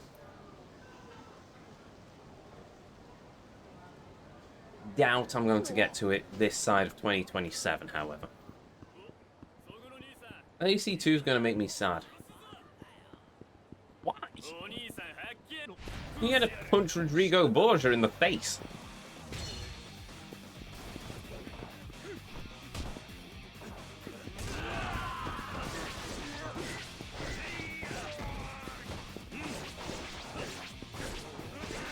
Though I must admit, it is sad that you get to see... it will be bittersweet seeing Rosa. Because I think Ezio and Rosa should have ended up together. But unfortunately, it's just unfortunate that... It's one of those weird things that basically the voice actress unfortunately died in a car crash. So Ubisoft retired the character. And you can understand why. In honor of her memory, they retired the character. But at the same time, you'd think that the just... I don't know, recasting and then letting the character continue on as continue her legacy would also have been equally acceptable, but it is what it is. So yeah, we didn't get Rosa. I thought Ezio and Rosa should have ended up together, but no. It does continue in the books. Actually, she ends up in charge of the Rose. I forget the Italian name for it, but she ends up in charge of the Rose in Brotherhood.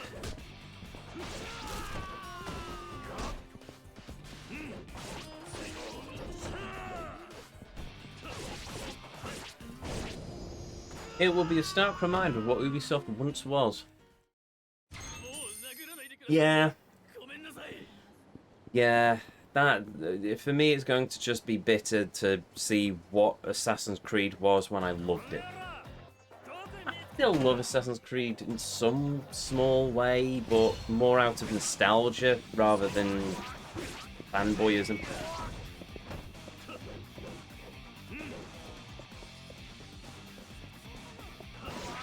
There was a time where I thought the franchise could do no wrong. And then we got Assassin's Creed 3. And then I thought, what the heck is this? I went from Ezio to Connor, and it's just... Connor wasn't a bad character, but the narrative of the story was basically, where is Charles Lee? And that was it. That was the entirety of the game, just looking for Charles Lee. And we don't even have an epic standoff against, like we do with the likes of Cesare. No. Instead, we basically just find him in a pub. There's a bit of there's a chase, but we don't even get to do the final assassination. It's just a cutscene in a pub. Just fun.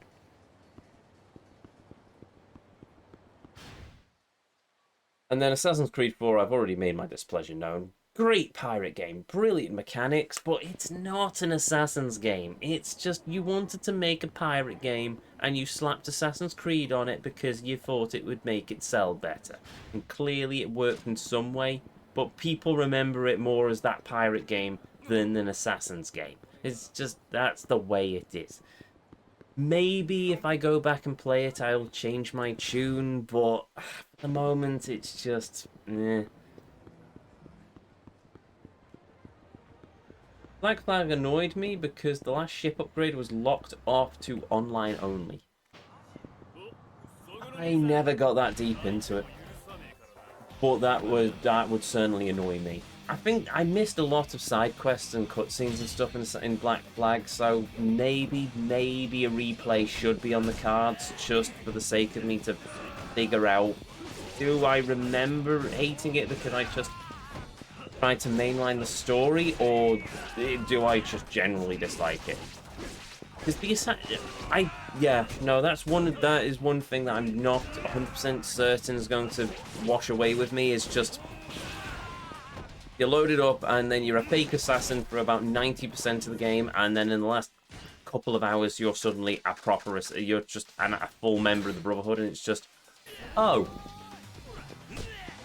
Though I must admit, redhead Irish waifu was very much a happy part of the game for me. Unfortunately, she's only in that towards the end as well, and it's just, ah!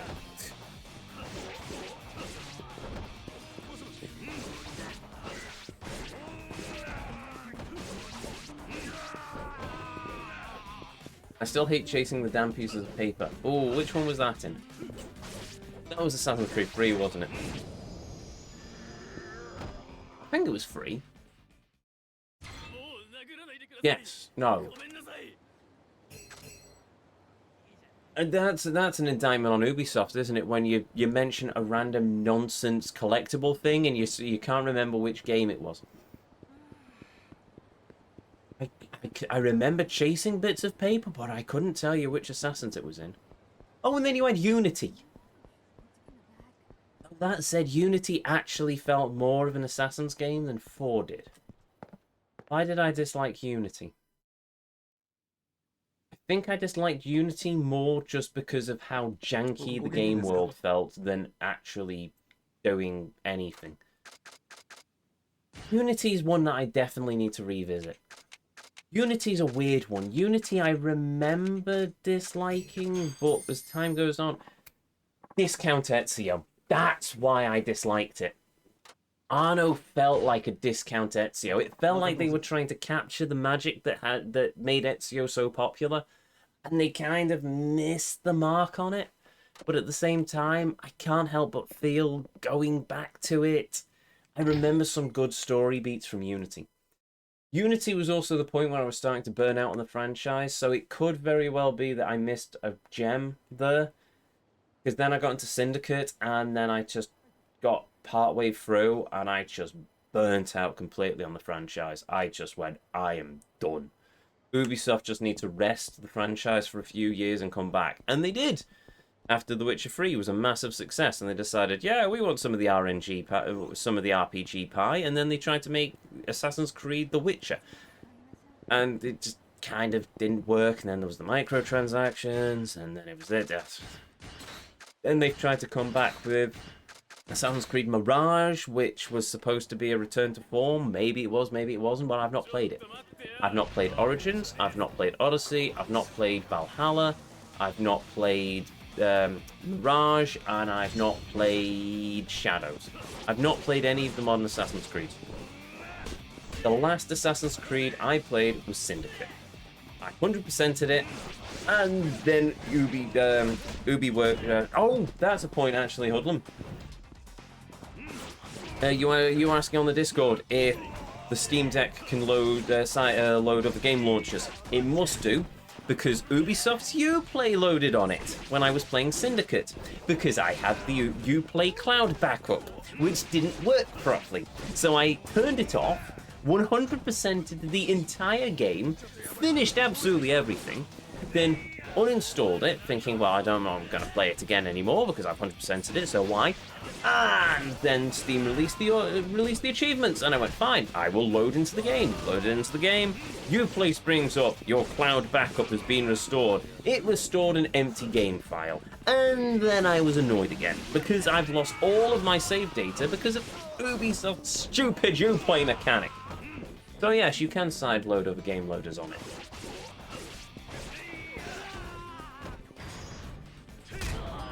Bloody Valhalla. Yeah, that's a, yeah. Oh yes, and then they went really weird with the lore of basically, rather than, here is your set protagonist, they went, maybe it is male character, maybe it is female character, we don't know, you guess. And it's just, please, Ubisoft, give me a male protagonist, give me a female protagonist. Do not bloody care. Just give me one so we can continue the lore as we know it. Don't suddenly start saying, oh, well, it might be this, maybe it's player choice, you need player choice. It's, no! Not every game needs to be an RPG, not every game needs to have player choice. Just keep crafting your narrative. Keep doing this. It was working, and you suddenly go, no, we're not going to do this, and it's just... You could have just had Syndicate as you were playing as Evie Fry. Let's face it, she was the main character. It's who you went with in the DLC. It's who had the actual assassin skill set. You could have just played the game as Evie, but you had to put Jacob in there because some bright spark turned around and said, oh no, if you play as a female character, then you're not going to get many people buying your game. And it's just, have you not seen Metroid? Have you not seen Tomb Raider? Shockingly, guys will play female character. Have you never seen Final Fantasy XIV? Most of the... I get the feeling that most of the female characters you see running around in the game are actually guys. Not the characters. I mean the person playing the character. You know what I mean. You're intelligent and beautiful people. But anyway, yes, it's just... Oh, gaming politics annoys me.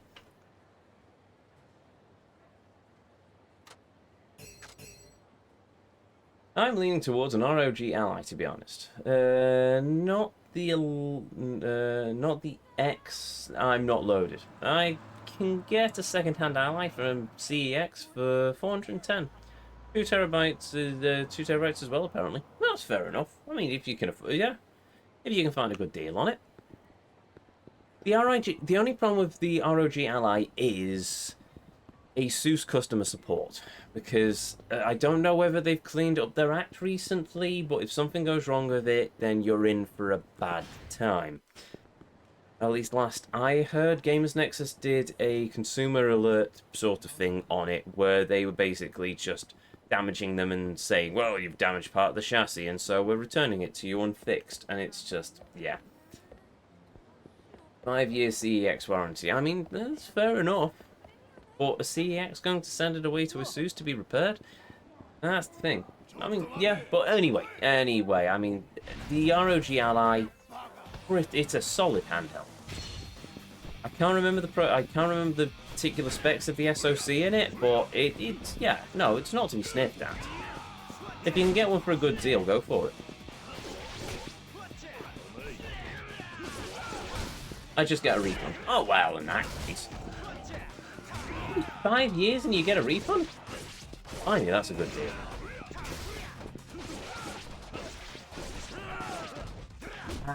Unless it's store credit, in which case it doesn't matter to them because they've got your money, doesn't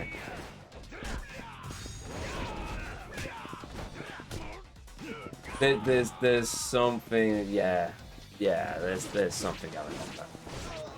But I mean, yeah, if you get the Ally, do let me know how it goes. Me, quite happy with the Steam Deck. But then again, I bought my Steam Deck before the ROG Ally hit the market, and then I got the OLED Steam Deck because, well, I already had a Steam Deck, and it was very nice. I actually gave it to my sister, who uses it quite a lot, apparently. So yeah, and then I got my OLED Steam Deck, which is very nice, and I've just stuck with the Steam Deck. Don't think I'm going to get myself a Steam machine. I'm going to try and get the Steam frame for work, however, because we need a new VR headset. Problem is that VR headsets are pretty old hat now. Most people have tried them, so yeah.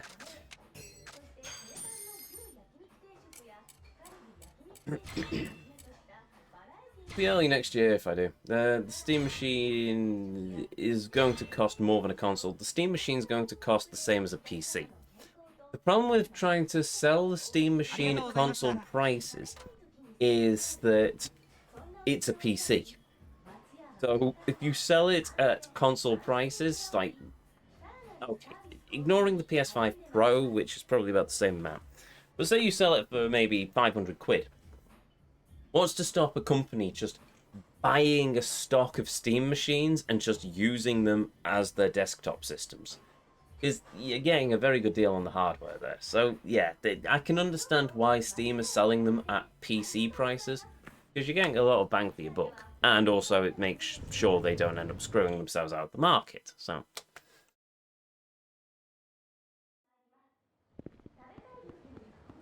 thing is, though, from the looks of it, looks like it's going to be pretty good. Would I get one? Maybe for the living room, but otherwise, probably not. I mean, if I wanted something to play games downstairs, to play games on the TV in the living room, I could just get myself a Steam Deck dock, and I can just dock my Steam Deck and use that to play games. I am going to get the controller, I think. I mean, my Xbox 360 controller, it's done me a beautiful service, and it is going to be my emergency backup if I ever need it. But I think I'm going to switch to using the Steam controller for gaming. I might get it, and I might not just gel with the format or anything, but I am tempted to just go with the Steam. I'm just going to get the Steam controller, and I'm just going to use that for playing PC games. Mainly on stream, because I don't often play PC games otherwise. If I do, I'm usually playing them on my Steam Deck, and the only PC game I've played technically recently is the Angry Video Game Nerd Adventures, which I'm doing surprisingly well at, considering that it's not an easy side-scroller, and side-scrollers have never been my biggest forte, but there we go, apparently I'm managing okay at it. On normal difficulty. If I ramped the difficulty up, I'd probably struggle quite badly. But it's also one of those games where you feel like you need to play it a lot because you need to learn all the the enemies move, especially the final bosses. There's a trick to the final boss, and you just have to work that out, and then it becomes palatable. But yeah, where am I with the Tompa? Level 8. With technically half an hour of the stream left to go. I mean, we might get lucky. If I didn't have a PC, then sure. That is a fair point, actually. That is a fair point. I mean, you can't, if you don't have a gaming PC already, and you don't need a gaming PC, then I mean, that's the thing, though. Depending on how much the Steam machine costs, it might make it competitive in terms of, well, a decent gaming PC these days, that's quite expensive. If you can get a Steam machine for less than a high-spec gaming PC, with not too much difference in terms of game quality, it's going to be a tough sell. It'd be easier to just get the Steam machine. That's why people get consoles, let's face it. But the thing is, if with a Steam machine, you're getting a console that does more. I think the Steam machine could be the end of the Xbox. If Microsoft are smart, they could strike a deal with Valve, and they could probably come out on top with the Steam machine, but maybe have like an exclusivity deal with Steam on Halo or something.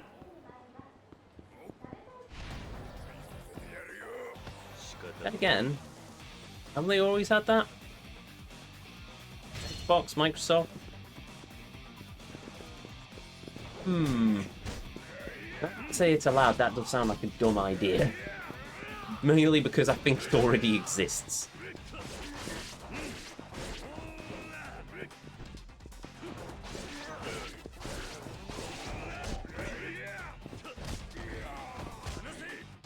No, you don't. And apparently, no, I don't get to hit you either.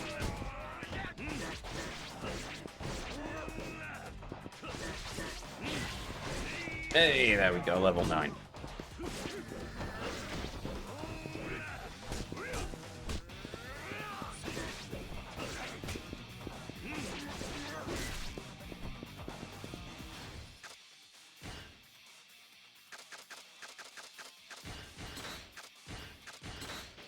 Go.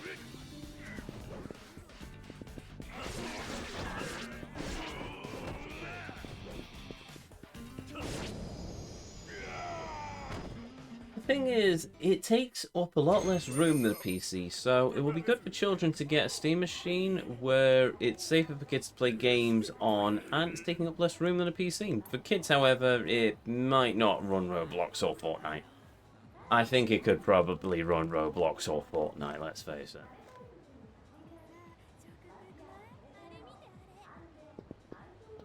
Right, we are now level 9. Tell you what, we'll take the long way round to Kamiyama Works. Yes, hello.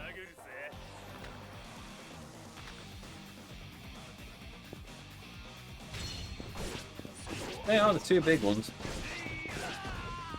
They'll find a way of getting it to run. I mean, let's face it, if it'll run with the Proton layer, then they should be alright. Actually, no, I'm thinking of the Steam frame. Never mind.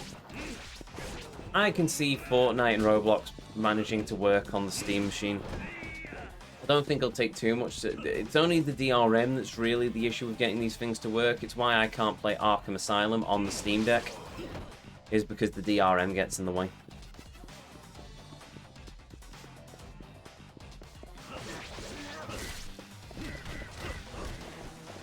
It depends with SteamOS because Fortnite is Epic's exclusive. Oh, is it?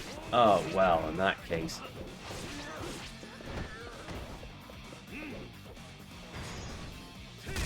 Yeah, okay. I can't see Epic really getting into bed with Valve on that one.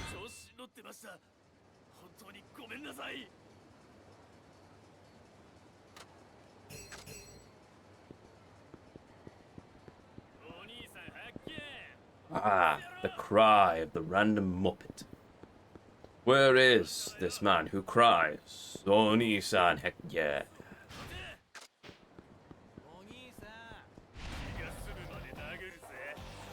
Yeah, and Roblox is clearly its own thing. Roblox is a game within a game.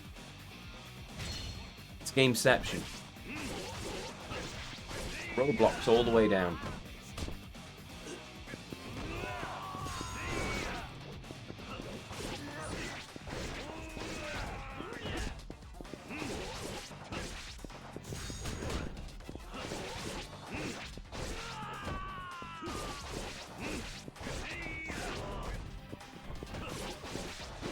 Then looking at the Steam frame, I am kind of tempted to get it for some VR stuff, but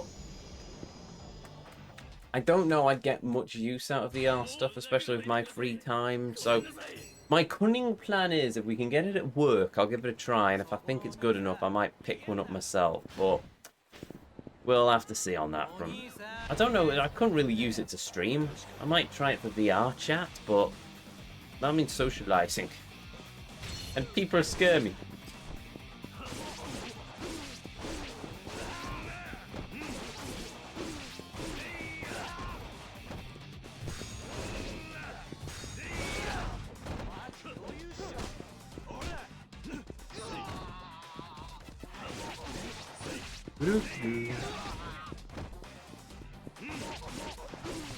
Right. Down.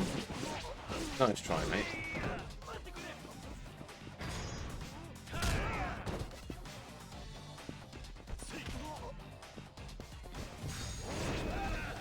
That worked. The problem with VR is the only two games that are exclusive to VR is also exclusive to PlayStation. That's Astro Bot. No, there's plenty of others. I mean, you've got Half-Life Alyx. Has Valve done a Portal VR yet? Because Portal VR seems like a no-brainer.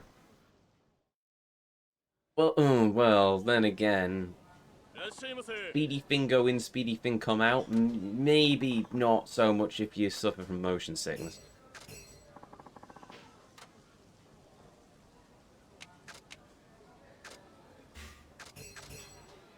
Actually, I'm curious about that.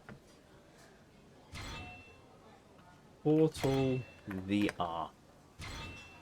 Portal Stories VR is a brand new mini-story set in the Portal universe. It features 10 brand new puzzles specifically designed to work with 360 degrees. Oh! Portal VR is in fact a thing. Oh no, it's a community-made mod. Oh, okay.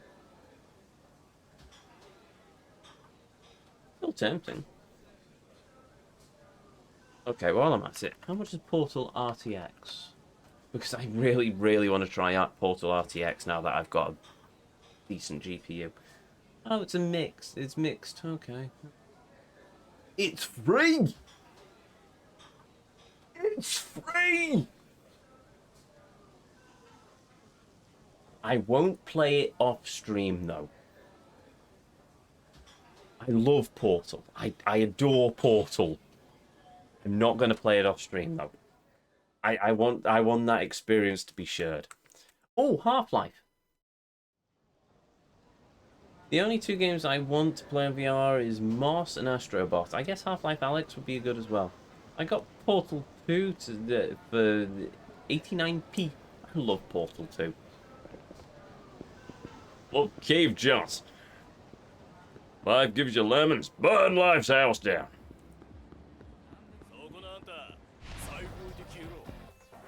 But yeah, no, I'm going to play Portal on the channel at some point. Portal and Portal 2.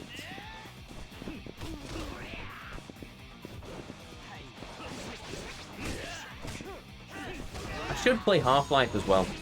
I've never finished Half-Life. Played Half-Life, but I've never finished it. I got stuck at one point, and for some reason, I can't remember why. And yeah, and I then gave up on it. At some point I'll have to do a Half-Life run. Then I too can join the bandwagon of hoping that Valve one day makes a Half-Life free.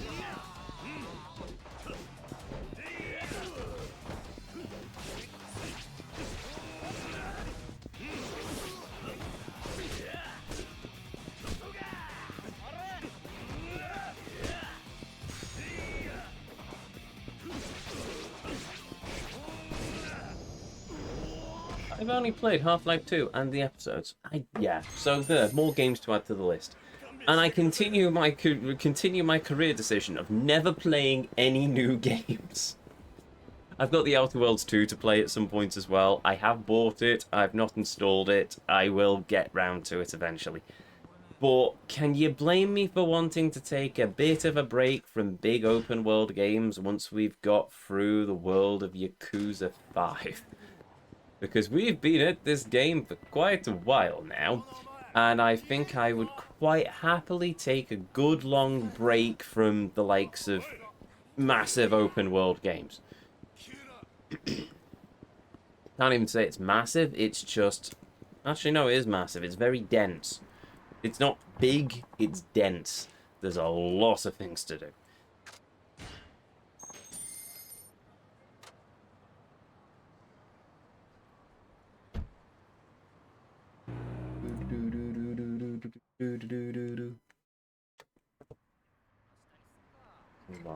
Kiryu, have some more wine.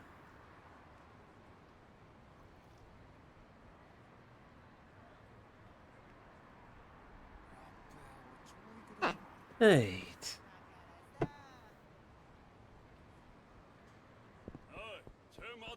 Nope. Not until I'm suitably armed to the teeth with things that I need to level. Be gone, good sir.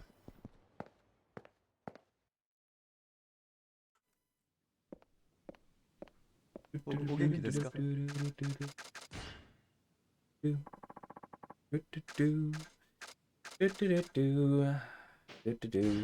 don't know how I select. What did I? Oh, right. There we go. Oh, that's painful. By the way, for those of you curious of which wine I'm drinking this evening, I am drinking this one. in the fashion, it's Italian. Notte Stiella, or Stelletta, apparently. It's produced in Italy. Primitivo di Manadoria. What the label says. I have no idea if I pronounced that right. Wouldn't mind learning Italian one day. Want to learn Japanese, want to learn Latin, want to learn Italian. But I have no use for any of those languages. So yeah. Also would require time. And lessons, probably. I can actually get Japanese lessons through work, but I don't know when they are, and it's probably going to be in the evening, and it's probably when I should be at karate, so yeah. I think I'm burnt out on massive open world games because I'm struggling with the Outer Worlds 2. I do think the reason I'm struggling is because the skill check area, skill checks are set too high for the beginning areas. That's fair enough. I mean, the Outer Worlds, I suspect I'm going to enjoy because Obsidian games I just genuinely love. I mean, loved New Vegas, loved the Outer Worlds 1, loved the DLCs for the Outer Worlds 1. So, we'll see. We'll see how it goes.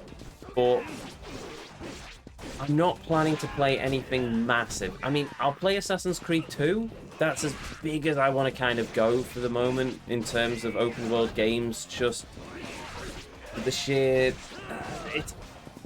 I love Yakuza, and I'm still enjoying this game. But at the same time, I also know that a break would probably do me good.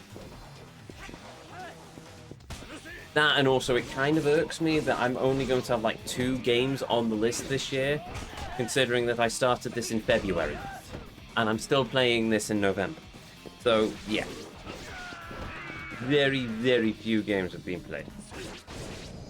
Also, I don't know what that noise was, but okay. Oh, I know what that noise was. Never mind. Somebody was going to the conservatory. That is what that noise was. Right, don't know why I'm checking the map, considering it's not going to tell me where the enemies are.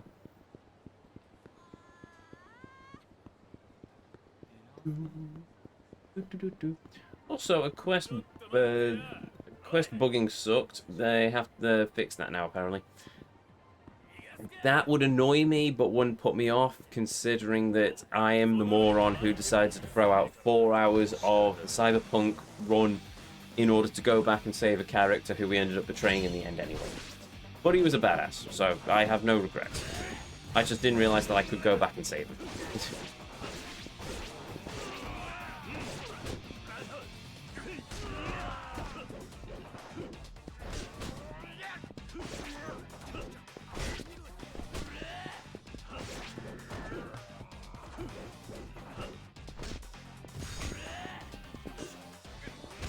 Okay, I'm just gonna get you 2 out of the way then.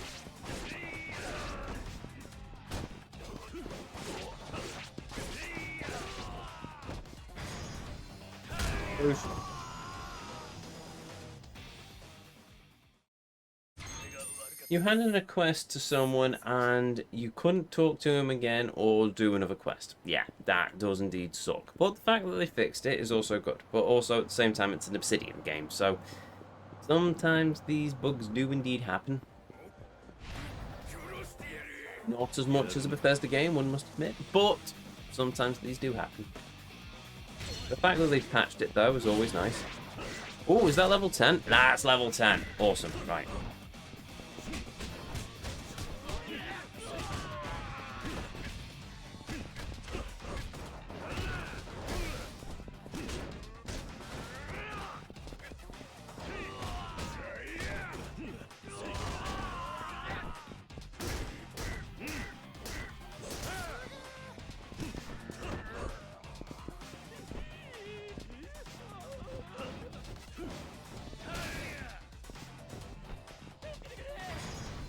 You may run, but I have a bicycle.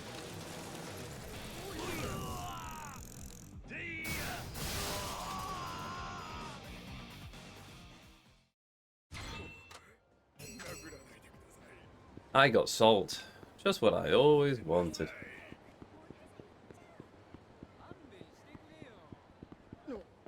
Right, let's go and throw the Tomper into the item box, and then in the 10 minutes we've got left... Okay, I might run the stream a bit later this evening, just so we can get this done. Because all we've got is the Knuckles and the guns. Knuckles are going to take us, what, about 20 minutes? If that. Guns, even less, because we've got just... I've got all the guns repaired, and I don't need to do that many guns.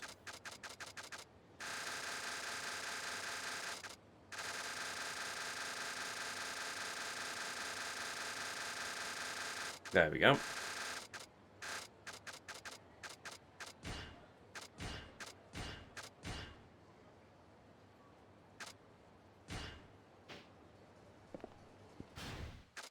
Right. Whip the knuckles. Let's begin.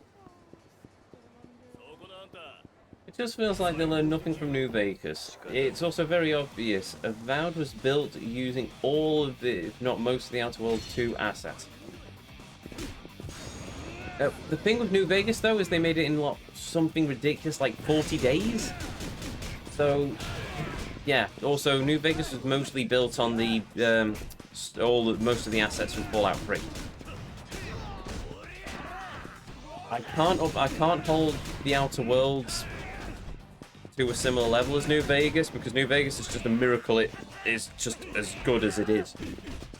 That comes down to more the storytelling than anything else.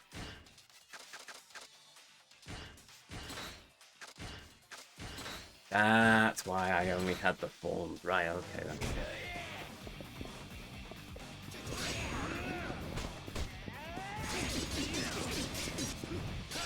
Like Ubisoft using AC Odyssey to make the Immortals games. Yeah. Well, game studios are going to game studio, aren't they? I mean, I don't blame them for reusing assets, but you'd think they'd be smarter about it.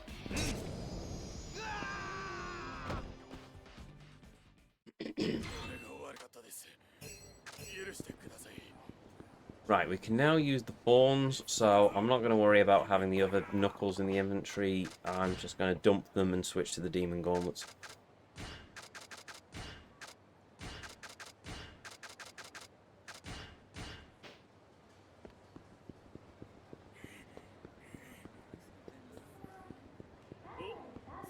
Oh, I don't have an issue with it. The Avowed was fun in its own way.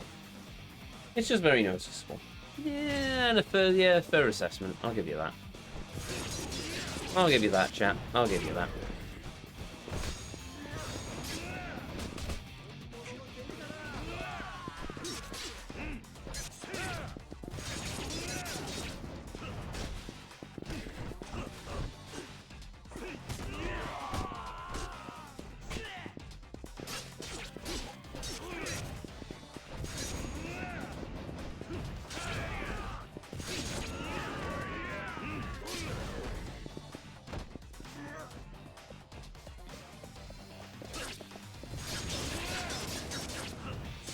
Level 5 already.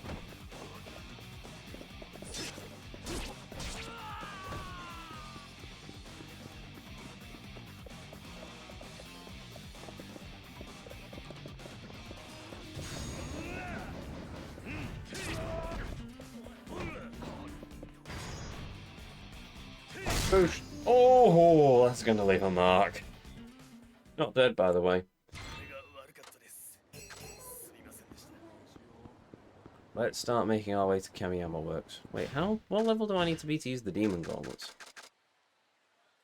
I just need one more level. Oh, well, in that case.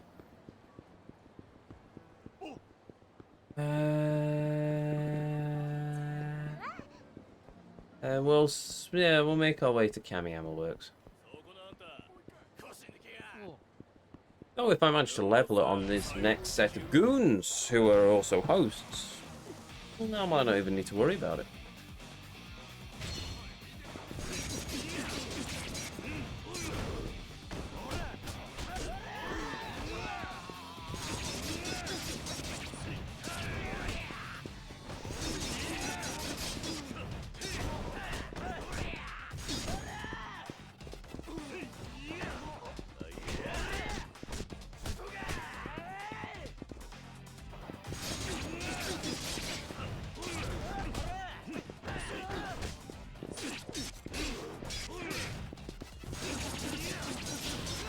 Oh, there we go.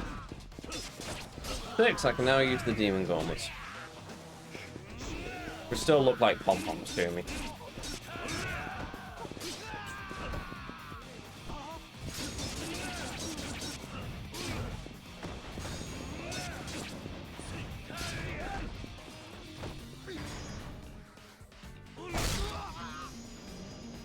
There we go. Right, so we're not going to Kamiyama Works, we're going to find a save point.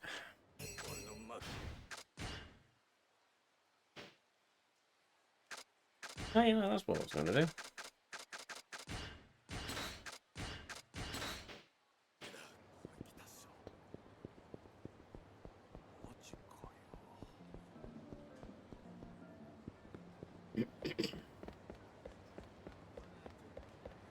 What we can do is we can throw these into the inventory and then save. Ooh. Oh, give me a second. Very ooh. Right, I'll sort those out later. Sure, we haven't saved for a while. It's not the end of the stream, by the way. I know we're technically at time, but we're also very close to getting the weapons done, so I think I can sacrifice a bit of time and we can just very much press on. So, let us go into the item box. Dump those two. Actually, I'm just going to take out all the demon gauntlets at this point. I mean, I've got 12 charges left on those fawn gauntlets, but...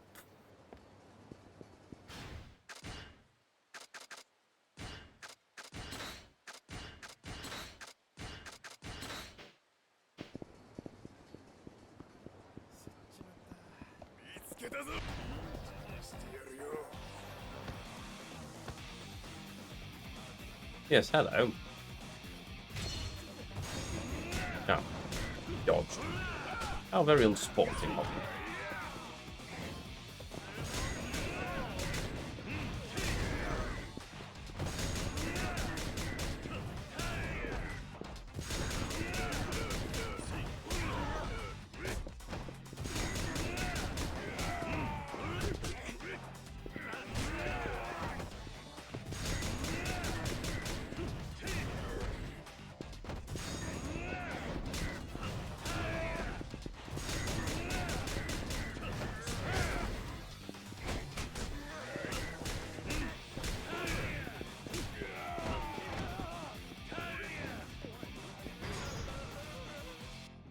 Oh,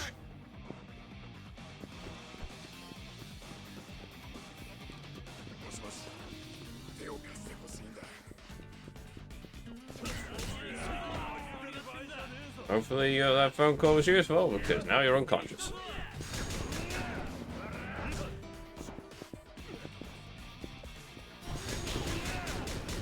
And that is level 7.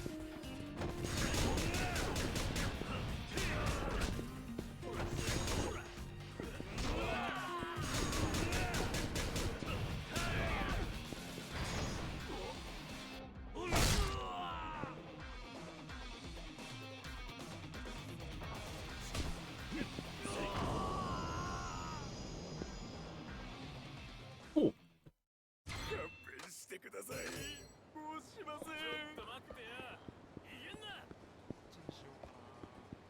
You're shouting at me. Oh, is it you?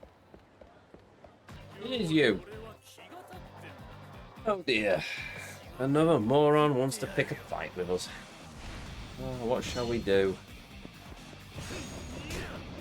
Punch thin air, apparently.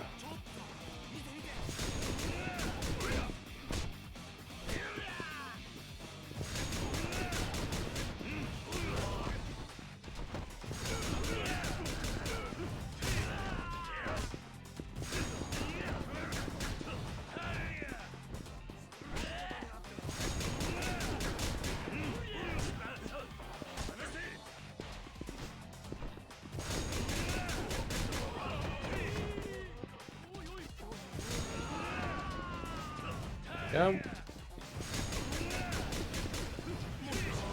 There we go. Yeah, calling you little friends. More XP for me.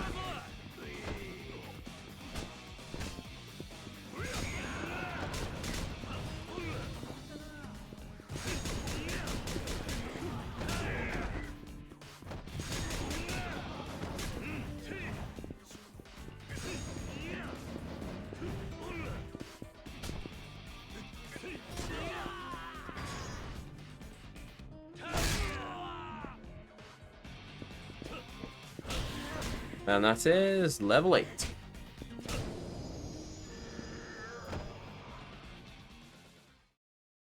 We'll keep this up. Blimey, we've managed that in about 3 minutes. So, yeah, okay. Right, we'll start making our way towards Kamiyama Works, because I need to start getting some of these gauntlets repaired, but... yeah, I think we stand a good chance of getting this done at a fairly brisk pace. Shockingly enough. Also, with each level, we've increased our amount of health on these things, so... bum bum ba dum ba dum bum ba da ba dum ba dum ba dum bum.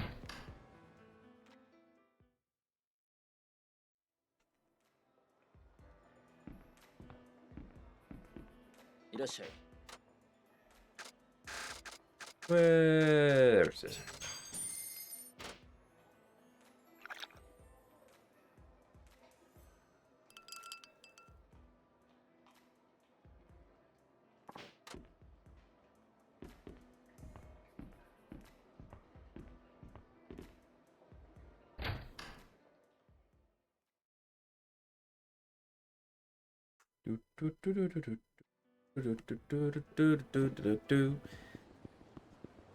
Right, that is nicely drunk again, and because this game decided not to give us any sort of movement penalty, we can keep doing this, but it means that more goons are going to attack us, but that's what we intend, considering it means that we get more goons to fight, and more goons means more levels for our weapons. Apart from this, one has learned to move.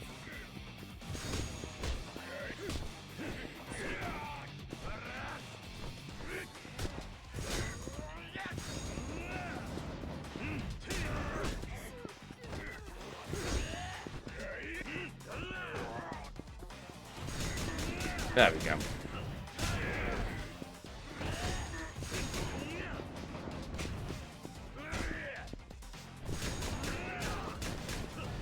Oh wow, I'm very close to losing my extra health, my overcharge on health. We'll have to correct this in a moment.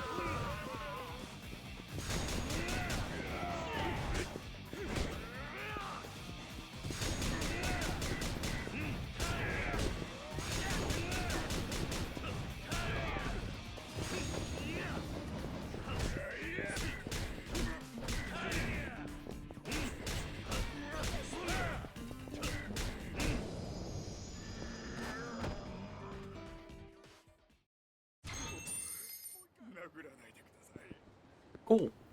Ladies. Right, let's go and heal. Very desperately heal.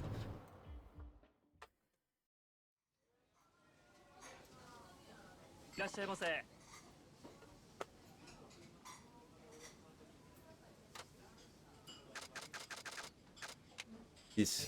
Wow. How powerful is the grade A sirloin? That literally fills my entire health bar in one meal.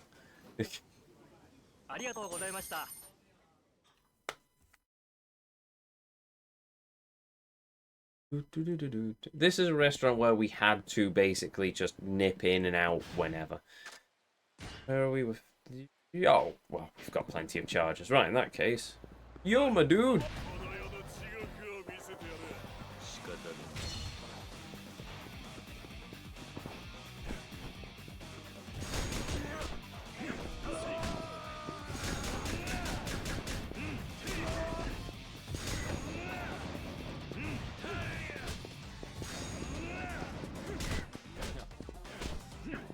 Oh.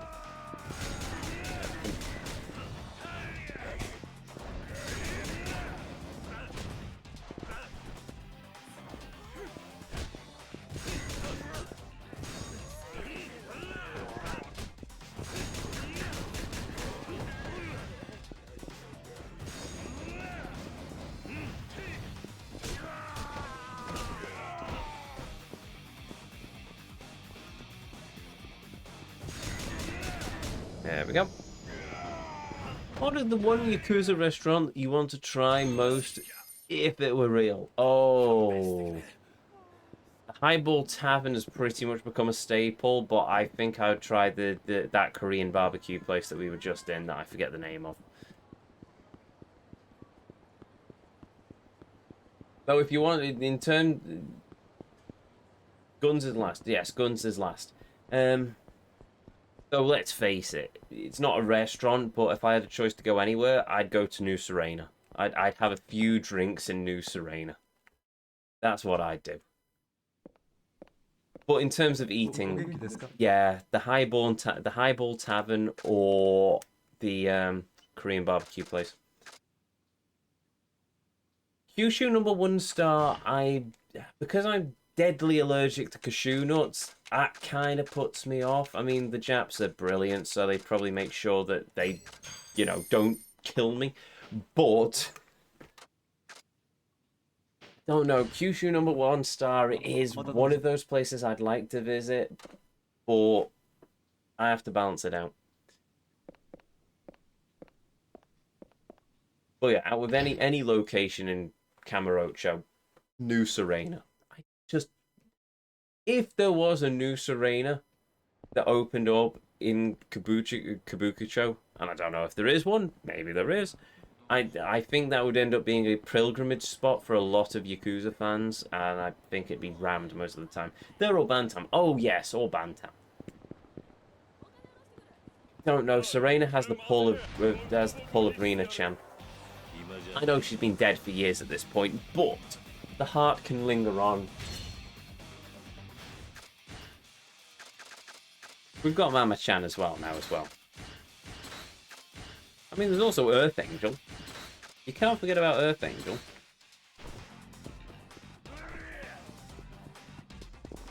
I should probably go and have a drink in there before the end of the game, actually. If we lose another level, alcohol level before we finish weapon leveling, we'll go to Earth Angel for our next booze stop.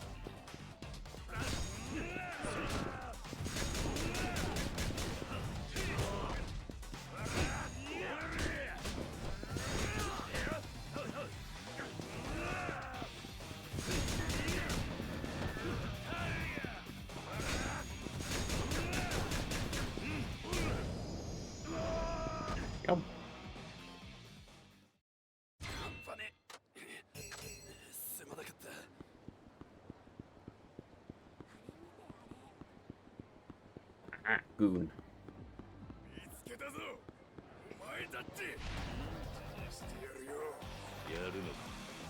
It's been about 10 minutes. We're what, level 8 on the Knuckles? So yeah, we should be alright.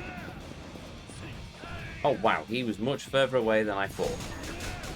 Oh, multi. Level 9.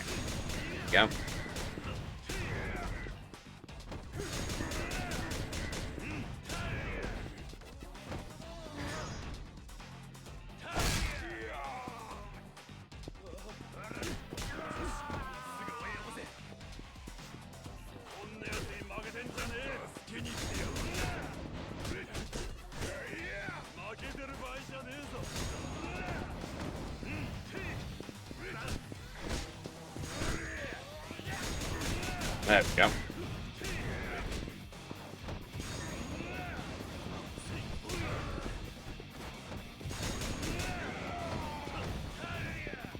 Those gloves are usually how people draw hands, Ezio, because hands are so hard. No, faces are hard. Boobs as well, it turns out. Nope, you're Mr. Handmaster. I have no idea how. Considering that those hands were crafted from looking at a reference which was clearly AI art, I have no idea how I've managed to draw hands correctly, but there we go. For those of you who are completely lost in the context of this conversation, on the Discord server I've started posting some of my sketches. Mainly because I have plenty of drawing ideas, I just don't actually draw them very often, so on my lunches I've started actually doing some sketches of Ryoko or Kerry, the OCs of the channel. If you've ever been on the Twitch when it's been live and you've seen a weird emote, then usually if you see the emotes for the channel, or if you're on the Discord, I suppose, for the Discord server, the girls in the emotes are Ryoko, the little elf girl, or, well, Ryoko, not little, but Ryoko the elf girl, and Kerry, the blue-haired girl, who kind of is like a long-haired version of Masato. Those are the mascots of the channel, and they're my OCs, and I've started drawing them, and apparently I'm really okay at drawing hands for some reason. Faces and other body proportions, really not good at. But hands I can apparently do. Don't know how. So there we go, yes. Hopefully, I've taken to sketching. I've given up on trying to do all things sort of coloured and rendered because it just takes me forever. So I've decided, you know what, I'm just going to start sketching. I'm just going to just draw things. Hopefully, as I draw things, I get better at figuring out proportions and stuff. Given up on using layers as well. Did try to use layers for a while, but I kept mucking up which layer I was looking at, so I thought, you know what, sod it, I'm just going to treat it like a sketchbook. If I make a mistake, I'll get the rubber tool out and I will erase all of the mistakes and I'll just redraw that bit. So, yeah. That's how I'm doing it, and it seems to work for me, so I'm going to stick to keep doing it like that.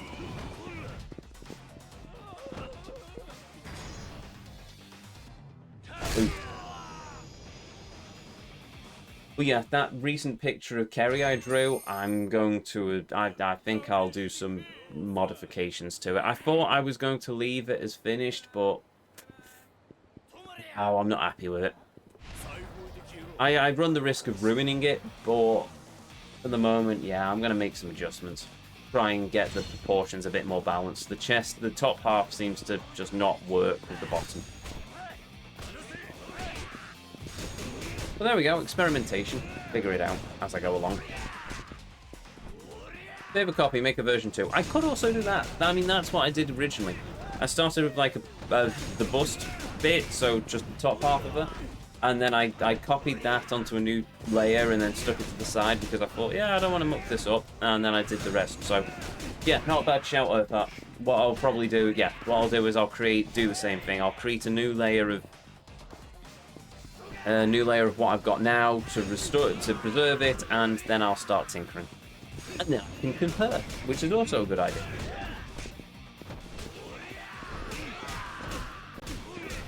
I'm gonna have to visit another restaurant soon. To be fair, I've only ever used layers for colouring or backups. Yeah. Colouring, I've used, yeah. I've used them in the past for, say, like, body and head and hair and face and stuff. Colouring is definitely more what I use them for. The sketching, I've decided, nah, son, I'm just going to do it all on a single layer, and if I make a big mistake, I'll just rub it out and try again. Okay, there's a... Ah, crumbs. Right, okay then.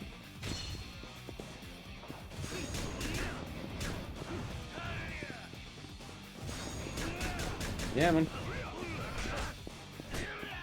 So that said, if there's any artists in the community who feel like taking some of my sketches and actually turning them into proper professionally drawn things, by all means.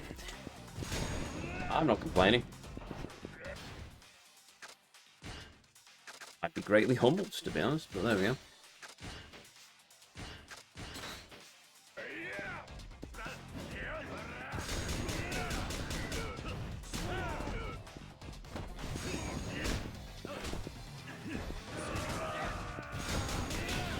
Oh!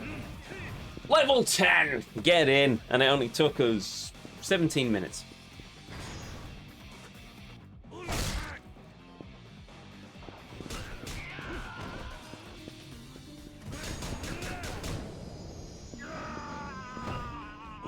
It is so good to see you using references. I'm not an artist in any way, but I have screamed at a few people who use references when drawing. I mean, yeah. I mean, if you want some of the references, just look at the Temple of Waifu channel on the Discord server. That's pretty much where I'm getting my references from. Oh, unless it's the one to the side, in which case the reference is some art I drew with my OCs a long time ago, cosplaying characters from Nier Automata. Polar and Deviler, to be honest. I don't know if I actually was... Yeah, no, I might have copied the outfits, but yeah, but I couldn't quite remember how to draw my own OCs because I haven't drawn my own OCs for a very long time. So, yeah. Papa Boris, welcome. Finally, for the past 2 days, my Wi-Fi hit the bed, so I couldn't do anything. Ooh, that's not fun. Well, glad to see you're back online. Welcome. We have a lot of salt. Come on, where are you? Aha! There we go. I shall take this, this, this, and this. That should do it, right? Items.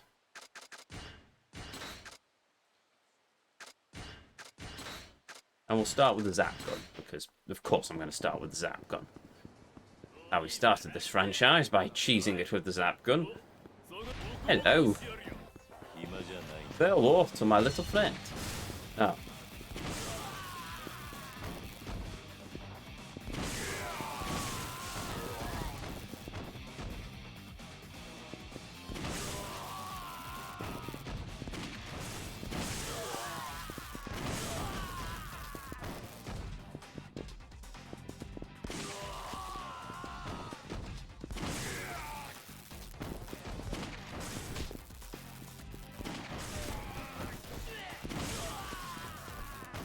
Yeah. The Yakuza 0, the zap gun in Zero and Kiwami was so much better.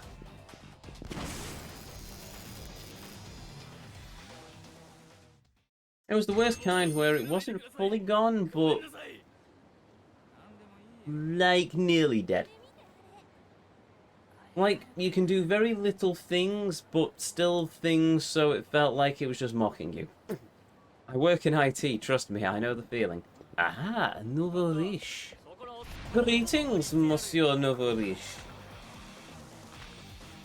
I hear that you like electroshock therapy. Have some electrocution.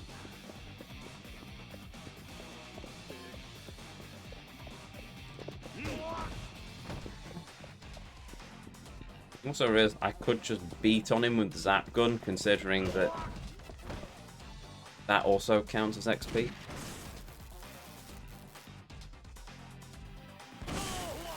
Tech mocking us? No, never. Yes. Yes, Tech never mocks one. Especially in the case of the new file server that I've currently got at work, in which case it most certainly isn't mocking me with the fact that I can't actually use the blasted thing. Okay, I'm bored of this dude now. Let's kick him in the head. There we go. I live to your a boot to the head. Stuff like printers mock us off. Fixing printer issues is just the bane of the IT technician's existence.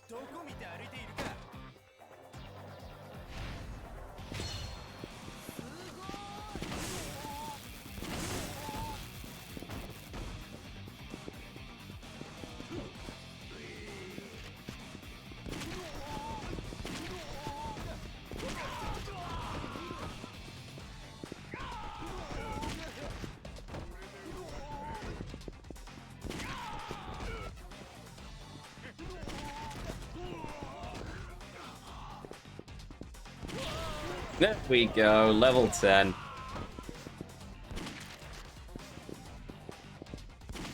I might as well finish this fight as I started it.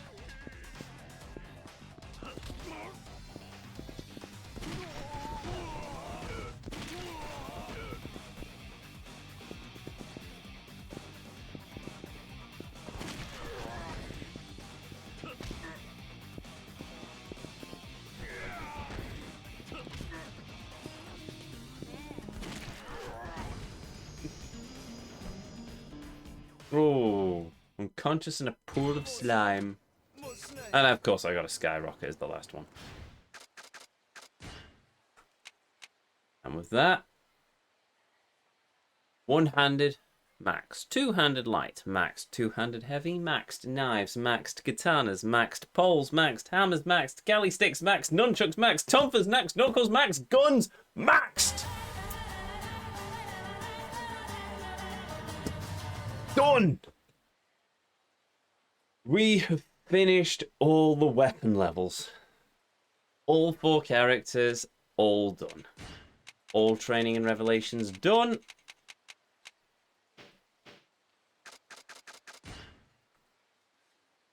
All food and drink done.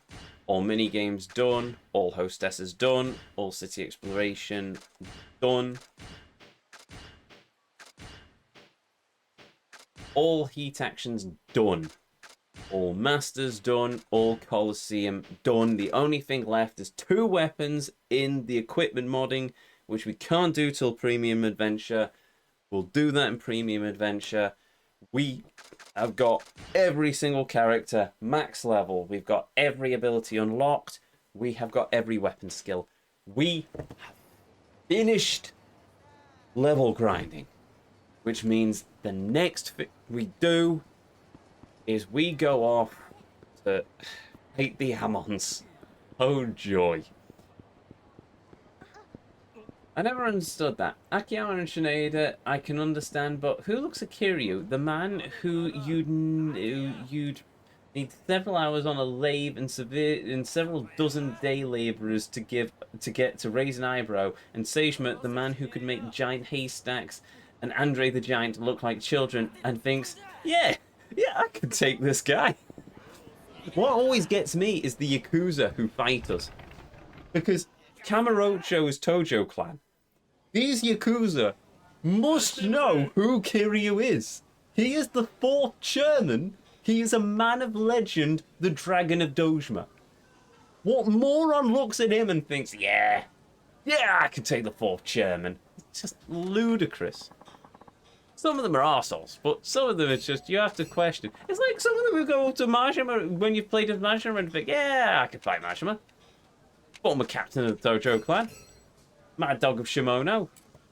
He'd be easy. It's not like they even don't recognize them. Kiryu's wearing his iconic suit. And Majima is pissing Majima. How many one-eyed lunatics who wander around in a snakeskin jacket with no shirt on around the streets of Kamurocho? There's not many. There are not many. You're not going to find somebody who's pretending to be bleeding Majima. And if you do, it's probably going to be a bad time for him. Can you imagine one of the Majima family finding somebody who's impersonating Majima? They probably would end up in Kamurocho Harbor, in Tokyo Harbor, very, very scared. So what happens now? We fight the Ammon brothers. Well, no, technically it's the end of the stream. But eventually, oh, well, no, we're now going to fight this moron over here, actually. Hold on. Kiryu was known as the chairman for like a day. Yes, but he is a legend because people still recognize him as the 4th chairman. When you pay attention to the story. Even though he was actually... let me ask you something, Ezio. People pretending to be Majima to stop Yakuza from hitting them. Do you know every lecture... Wait, what? Oh, right. People pretending to be Majima to stop Yakuza from hitting them. Yes, but it also runs the risk of some nutjob trying to fight you, and unless you're Majima, then you're in trouble. Do you know every lecturer and employee at your university? Oh, heck no. I know very few lecturers outside of my own department. I know a lot of technicians across the entire university because the technicians are basically just, we're our own community. So the technicians tend to know most technicians. Or at least by acquaintance, if not more. And yes, no, university's big. There are people working at the university that I will never meet. It's that vast. People say, oh, do you know such and such? And it's a case of, no, I don't. Where do they work? Oh, they work there. No, I've never been to that side of the campus. I'm in a little corner with computer science. Nobody comes here. And yet everyone seems to know me, which is slightly concerning. Most people go, hey, you know Ezio? Oh, he's the chap who wears the funny hat. Oh, yeah, everyone knows him. Yeah, okay, fine. He's the one who argues with the robots. I know who he is. Yes, okay, fine, right. My reputation precedes me, then.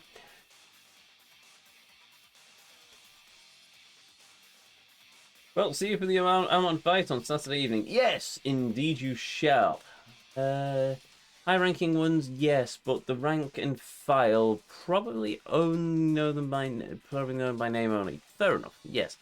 See, you're part of an organization, but you don't know everyone, even though they may be big within their communities. That is indeed a point. Well played, Pepper Boris. Yes, you are quite right on that one. I never thought about it like that.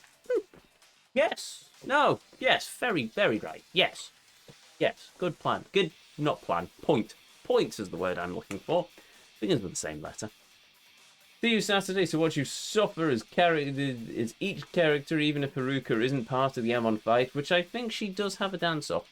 She does, but we've already defeated that particular Amon, so we don't have to worry about Haruka's Amon fight. Also, think about this from their perspective. Would they really expect to see the fourth chairman just casually strolling around in a karaoke bar? In fairness, you're not wrong. To be honest, they'd be more likely to think, oh dear, somebody's impersonating the fourth chairman, we must stop him. And we have had sub-stories to be fair, we've had sub-stories in the past where people have gone on, who is this moron? Oh crap, it's the fourth chairman, after I've beaten them black and blue.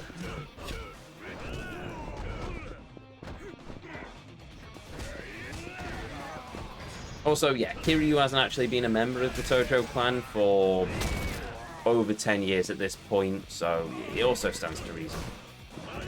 It's one of those where it's a case of if Daigo suddenly says, Kiryu-san, then they'd suddenly go, oh.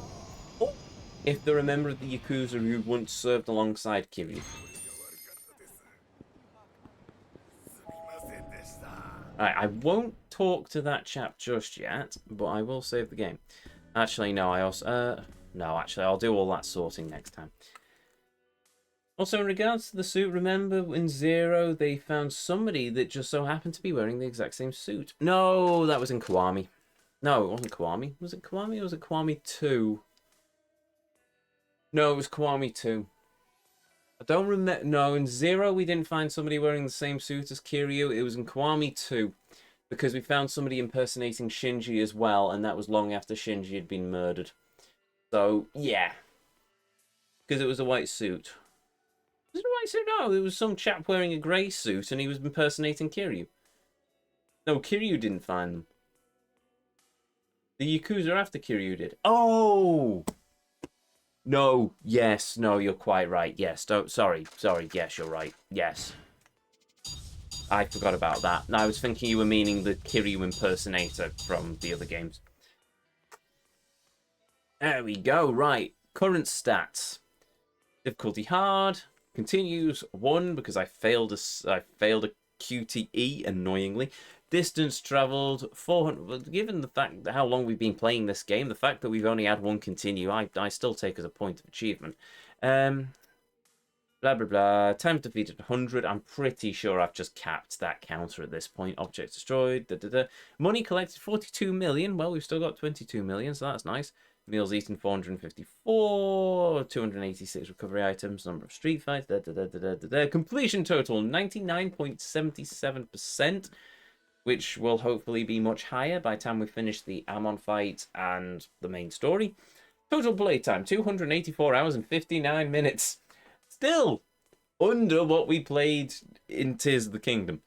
So, victory, I suppose. And yeah, I've been playing this for a shorter amount of time, or just as long, but I've had more breaks, I suppose, than I did in Tears of the Kingdom. Right, let us save the game.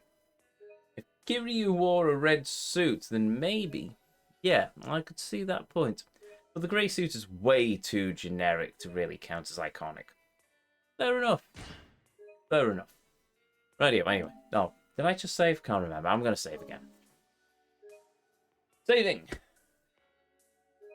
Save complete. Saving. Save complete. And with that, we will continue this. If I ever get back to the main menu. Next time.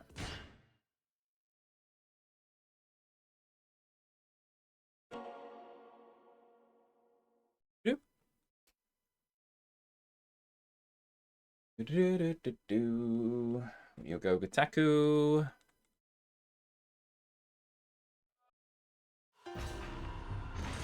Five.